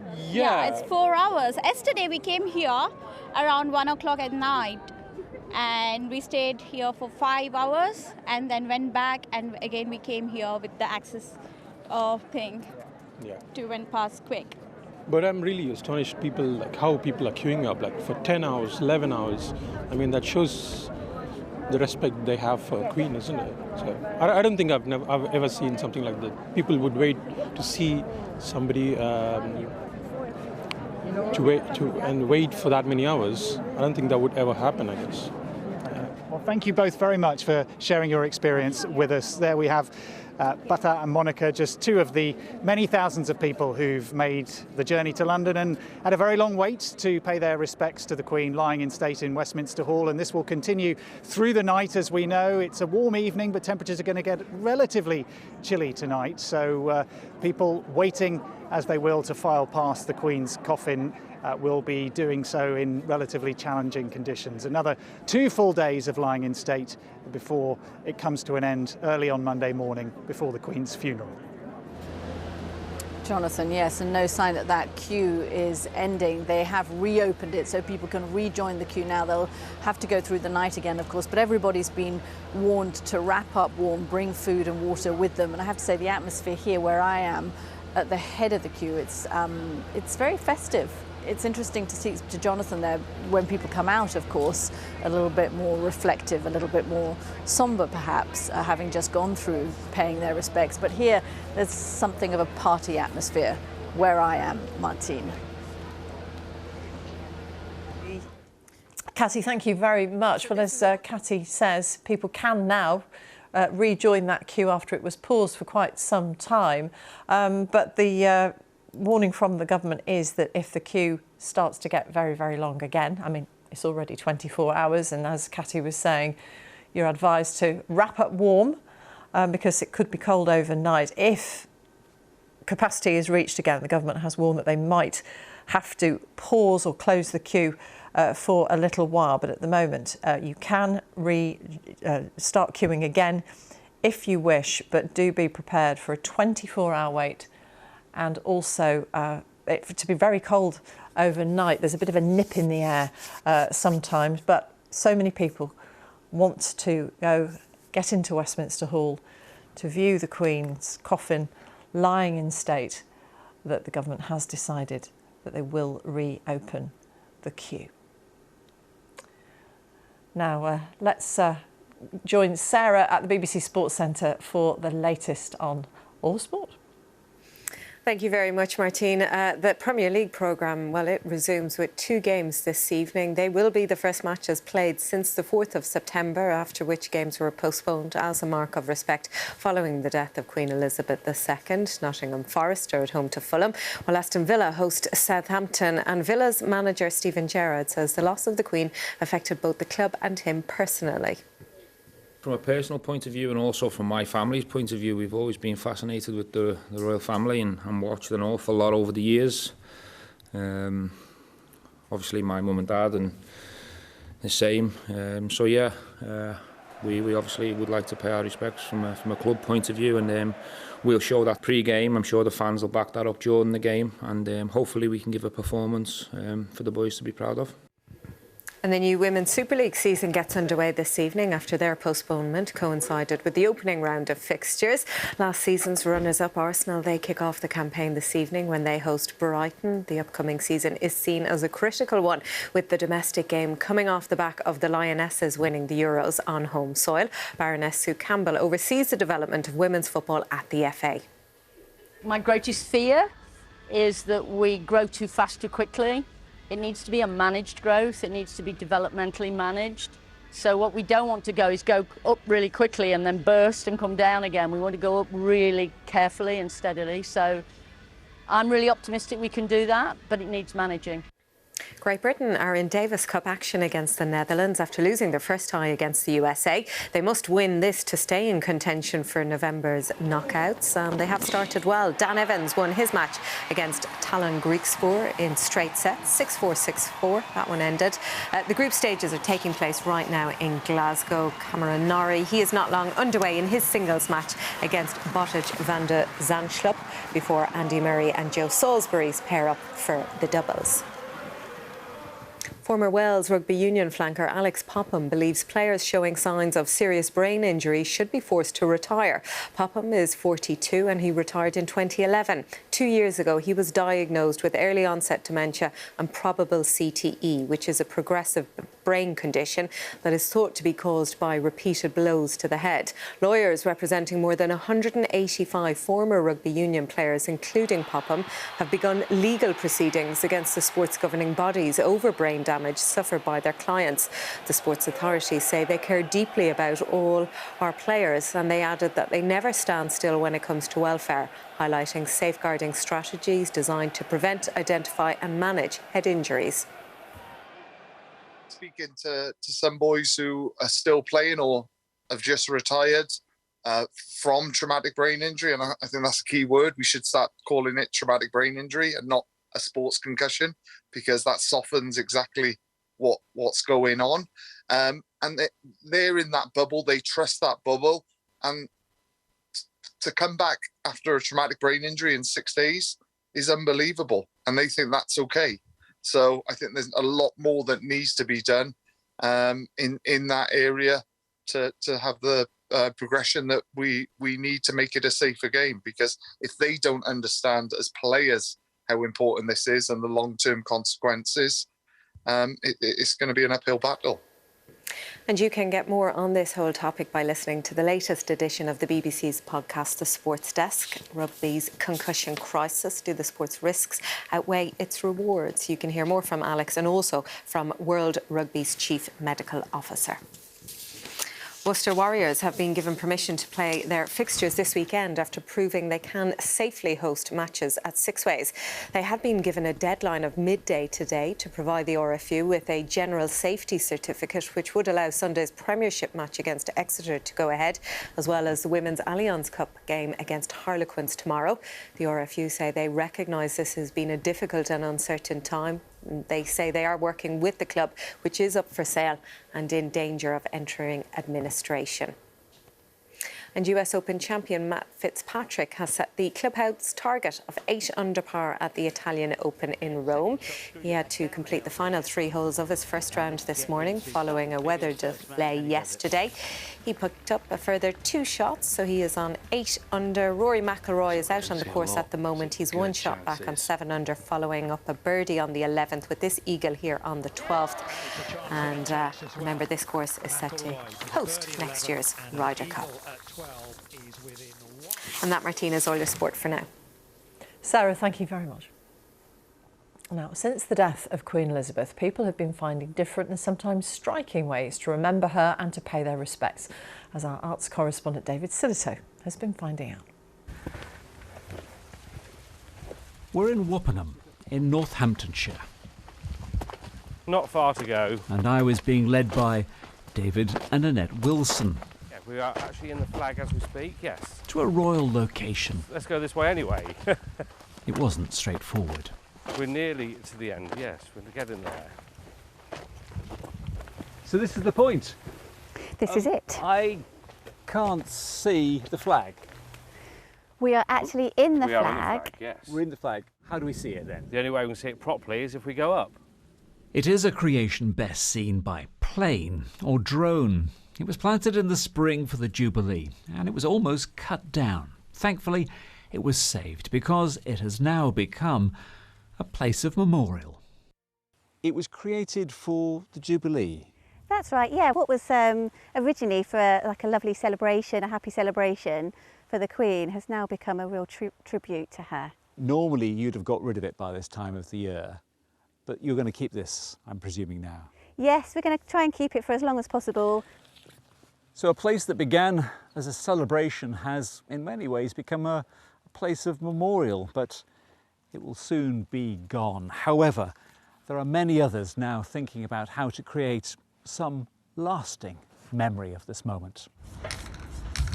This mural, for instance, was commissioned and created within hours of last week's sad news. Abraham, our artist, was here at 5:30 yesterday morning, and we were done by about 3:30, so smashed it out pretty quickly. A request from the children of Gainsborough Primary in Newham, who are very proud of their new artwork. What did you think when you first saw it? I thought it was a beautiful painting, and I was so happy with the people that did it. It's amazing. It just creates more memories inside your head. Her eyes look real, very real. The feathers look good, don't they? They look real. And it also will remind us that we're not alone, that she will still be there. So if we sometimes pass, we can always give her flowers. I've never seen a picture like that great, and especially the crown. I love it. Everyone can see this walking past. Exactly. And People what have been better laying way flowers, yeah. to pay tribute to Her Majesty the Queen than having her on the front of our school. And the kids, as soon as they came into school, they were saying, we want something. Yeah. They wanted us to do something. But they wanted something permanent. But they wanted something big. Not all of us can lay flowers at a palace or queue for the lying in state. But there are many ways to remember. David Silito, BBC News, Newham, East London. Well, William and Catherine, the Prince and Princess of Wales, have been visiting Pirbright Barracks in Surrey to meet Commonwealth troops who are taking part in the funeral on Monday. Let's go to Pirbright now and speak to our correspondent, Helena Wilkinson. They've been putting them through their paces today, Helena. Yes, they absolutely are, Martine. The Prince and Princess of Wales spent about an hour here at this Army Training Centre, as you said, meeting troops from the Commonwealth who will be taking part in the procession on Monday. A significant role and one that they are taking incredibly seriously, as you would imagine. Well, let's speak to two of those who will be taking part. We've got Lieutenant Commander Cara Wansbury of the Royal Australian Navy and Corporal Greg Gifford of the Royal New Zealand Army. Thank you both very much for talking to us. To you, first of all, you spoke to Prince William when he walked around, spent time talking to you and the troops. What was the conversation? What did he say and you say? It was very personable. It was a key thing I took away from him was how he said that Her Majesty would be looking down on us and really watching for the finer detail of our drill, our marching, our dress, and everything like that. And he was real personable and made us feel at home. So, yeah. And you spoke to Prince William as well. What did he say to you?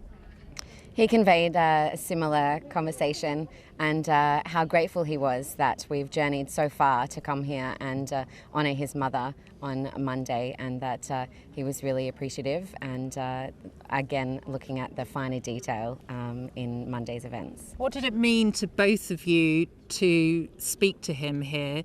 I know that you arrived here on Monday, probably suffering from a bit of jet lag, but what did it mean when you spoke to him, to you personally?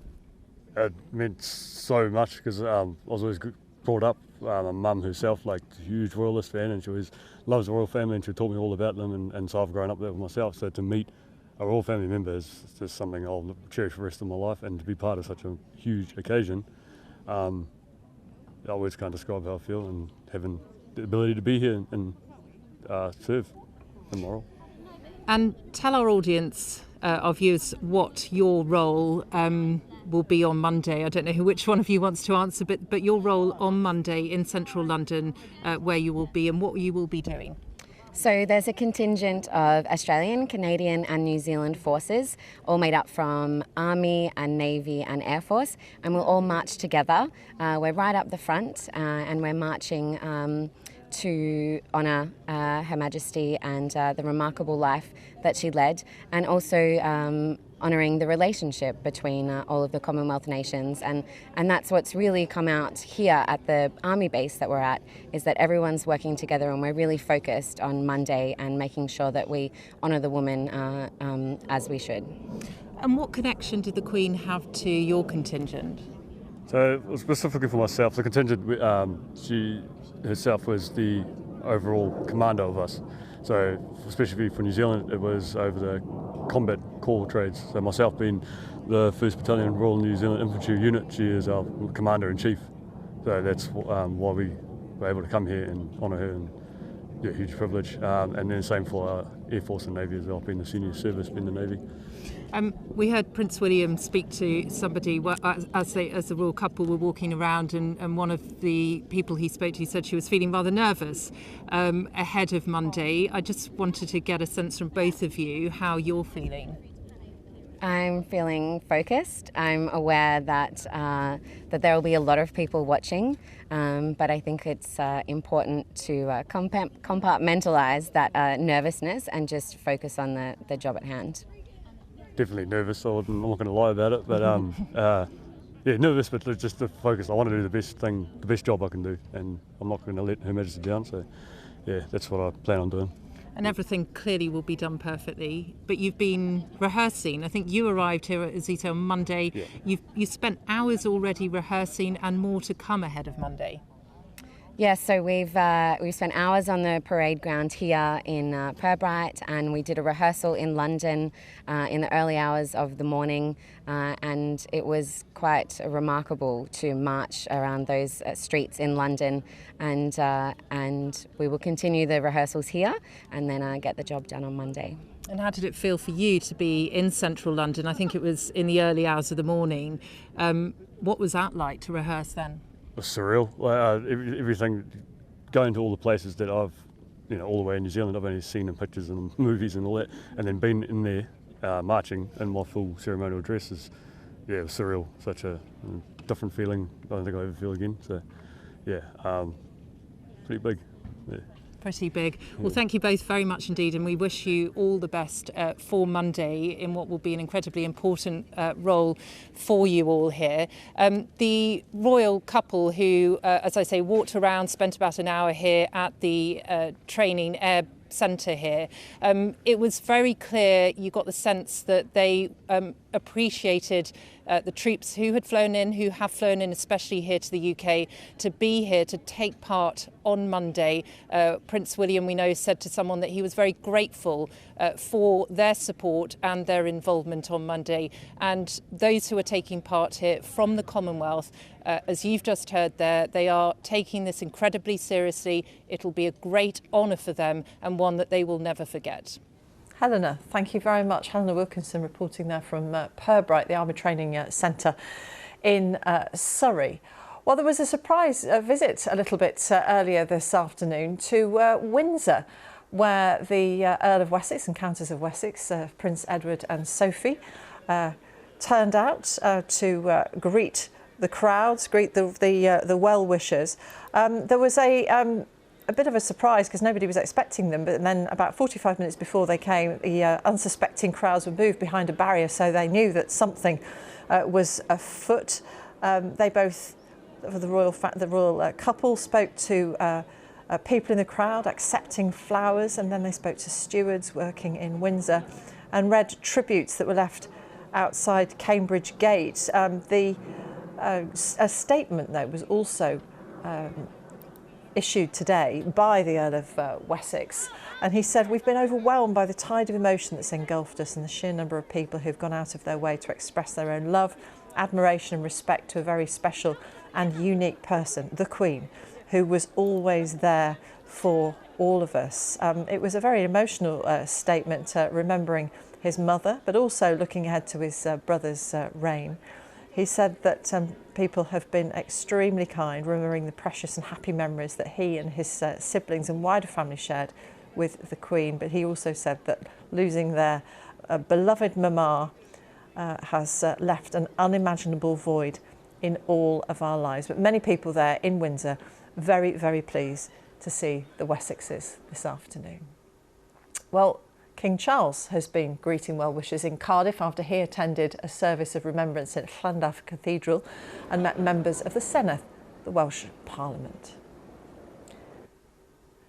And we can hear more about all of the day's events from our Wales correspondent, Hal Griffith. After 64 years as Prince, a first foray to Wales as King. The significance signalled by the now familiar salute. The visit began with a service of prayer and reflection on the life of Elizabeth II. A time for solemnity and celebration, remembering how she engaged everyone she met.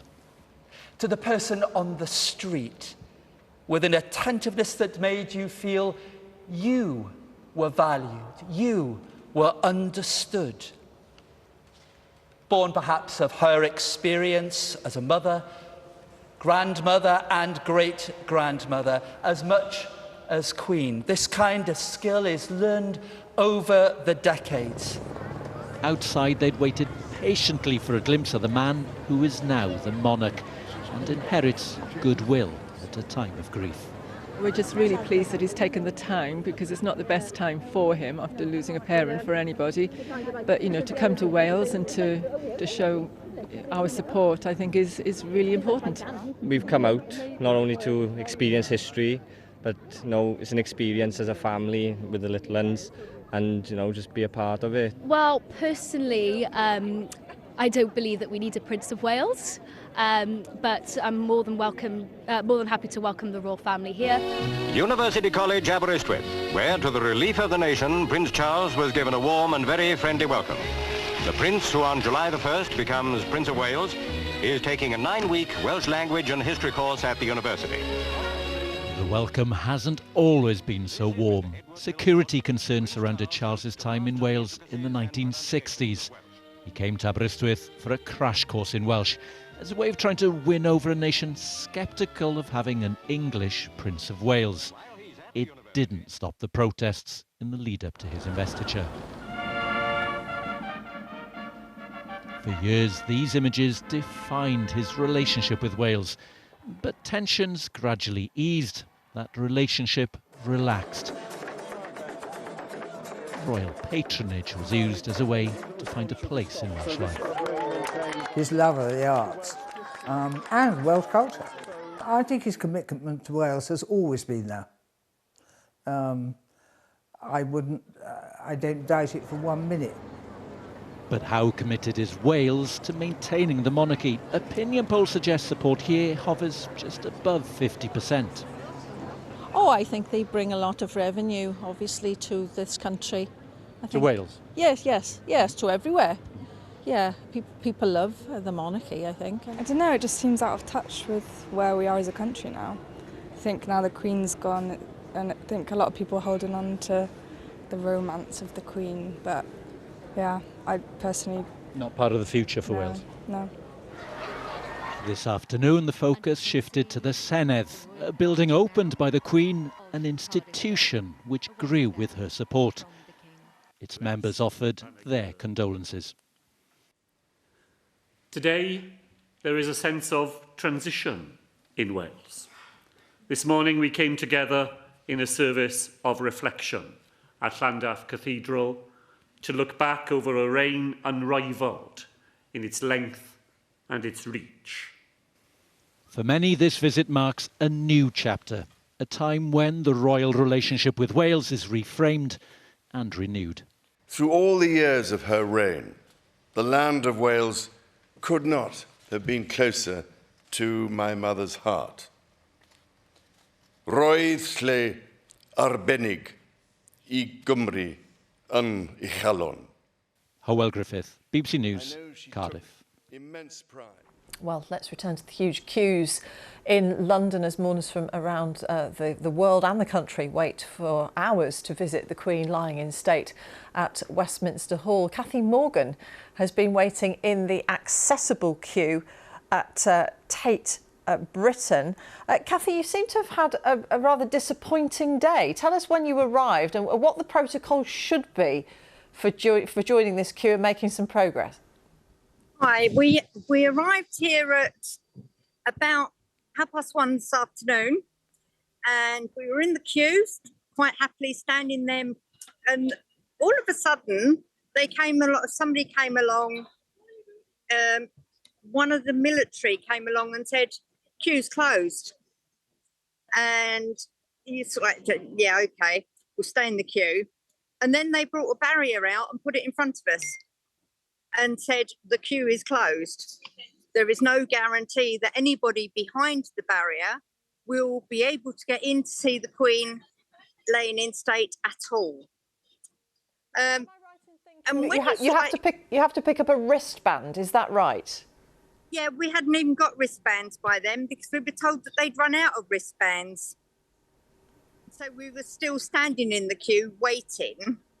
The queue obviously got a little bit rowdy because people saying you can't just put a queue in the middle of a barrier in the middle of a queue, which he did.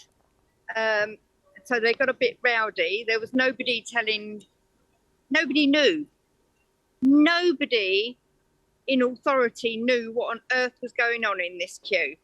How clear is it to you now? Because I was just reading on the BBC News website, our security correspondent Frank Gardner has been reporting from the accessible queue. Frank, of course, is a wheelchair user, and he said that a soldier from the Royal Engineers had told him that they turned away about 1,000 people today. I mean, what progress have you made at all since you joined that queue at 1:30? We have made progress. Hang on. I have a wristband. Well done. Yeah. Excellent. So what does that mean in terms of how long you're now going to have to wait? Okay, that now means that I can join the queue for the accessible access between 4 and 5 o'clock in the morning. Right, so what are you going to do between now and then? Don't know. Going to go and look at the flowers, get something to eat, find somewhere to snug down and keep warm for the evening. Yes, because it could be quite chilly overnight. What would help you now? I mean, because clearly there's been a lot of confusion and mixed messages. I feel so sorry for the people further back in the queue that have been sent away, because they were saying that this could be the complete end of the queue. The queue has reached its capacity of people that they can get through Westminster Hall in the allotted time. There was talk that there wouldn't be any more wristbands given out until lunchtime tomorrow, about midday tomorrow at the earliest. And people are going to face a very, very long wait. I mean, it's 24 hours in the other queue. It could be even longer in that queue, could it? It could be, because once you know, they were trying to send us away, and my friend and I agreed that we would stay in the queue and we'd run the risk. Because we've done it for the Queen Mum, we'll do it for the Queen herself as well. So we stood in the queue and they came back and said, if you do get a wristband, you may not, they can't guarantee that you'll actually get in to see the Queen laying in state at all. What, even with a wristband? Even with a wristband. So they were advising that we went home and came back tomorrow at 12 o'clock in the afternoon. How feasible would that be for you? I mean, how far have you travelled? Travelled up from Swanley in Kent. It's 2 trains from here, plus the taxi to get into the queue. And then you're told that they can't even guarantee that by tomorrow afternoon you'll get back into the same place in the queue that you were originally standing in. Well, Kathy, we really hope that all-important wristband means you will get in, and we hope you get some keep warm tonight, and that you do get in to Westminster Hall. Kathy Morgan, thank you very much for talking to us. Thank you. Thank you. Bye-bye. Well, while preparations for the Queen's state funeral on Monday continue in London, communities across the UK are making their own plans to mark the occasion. Our North of England correspondent Fiona Trott reports from Bradford. Do you remember the Queen when she came here? A family's fond memory. We were told the protocol not to touch her. And then the Swamiji put the shawl on over your store.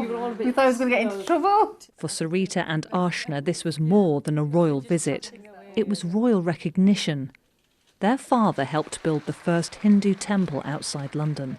Now, Ashna is travelling to the capital for the Queen's funeral. I want to be there because obviously my dad can't be there, and say farewell to her and thank her for her service.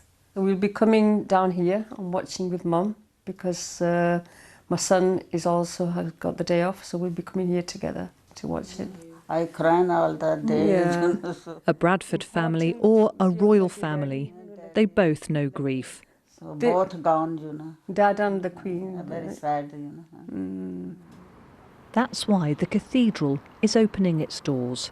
Okay, that's great, mate. That's in place. On Monday, anybody can come here to watch the funeral and comfort one another. People have been coming up to me, coming into the cathedral, and talking about some really old-fashioned things. You know, the sense that Her Majesty brought a constancy, that she was faithful, she was a servant of the people. I think Her Majesty brought security to us without even speaking. Flags at half-mast, a common sight now, and a subtle teaching tool at this nearby school. You are going to do an activity because there's something special happening on Monday. It's her funeral. It's her funeral. And why have you made that today? Because the Queen has died on the very morning. Do you know how long she was Queen for? 70. 70 years. Did you have a tea party? Yeah. Did you have marmalade sandwiches? Yeah. Do you know where the Queen kept her marmalade sandwiches? In her bag. We'd recently been doing all of these events around the Platinum Jubilee, so it was very relevant to them in their minds, and then to come back after the summer and for her to pass away, they felt that sense of shock. And so we needed to acknowledge that and then move through the week also commemorating and celebrating her life. The pupils paying tribute, the cathedral comforting the community, and the family saying thanks. This is one of many cities preparing to say goodbye. Fiona Trott, BBC News, Bradford. Well, let's just remind you that after being closed for a few hours, the queue to see the Queen lying in state has now reopened. But mourners are being warned that they do face a very long wait, and of course tonight it could be rather cold. So everyone needs to come well prepared if they are going to join that queue. It could be a wait of more than 24 hours, and in the accessible queue, as we were just hearing a few moments ago, it could be even longer. Earlier in the day, the King Charles and Camilla, the Queen Consort, visited Wales. They're now back in London, and the King and his siblings will hold a similar vigil that we saw earlier at the Queen's lying in state this evening.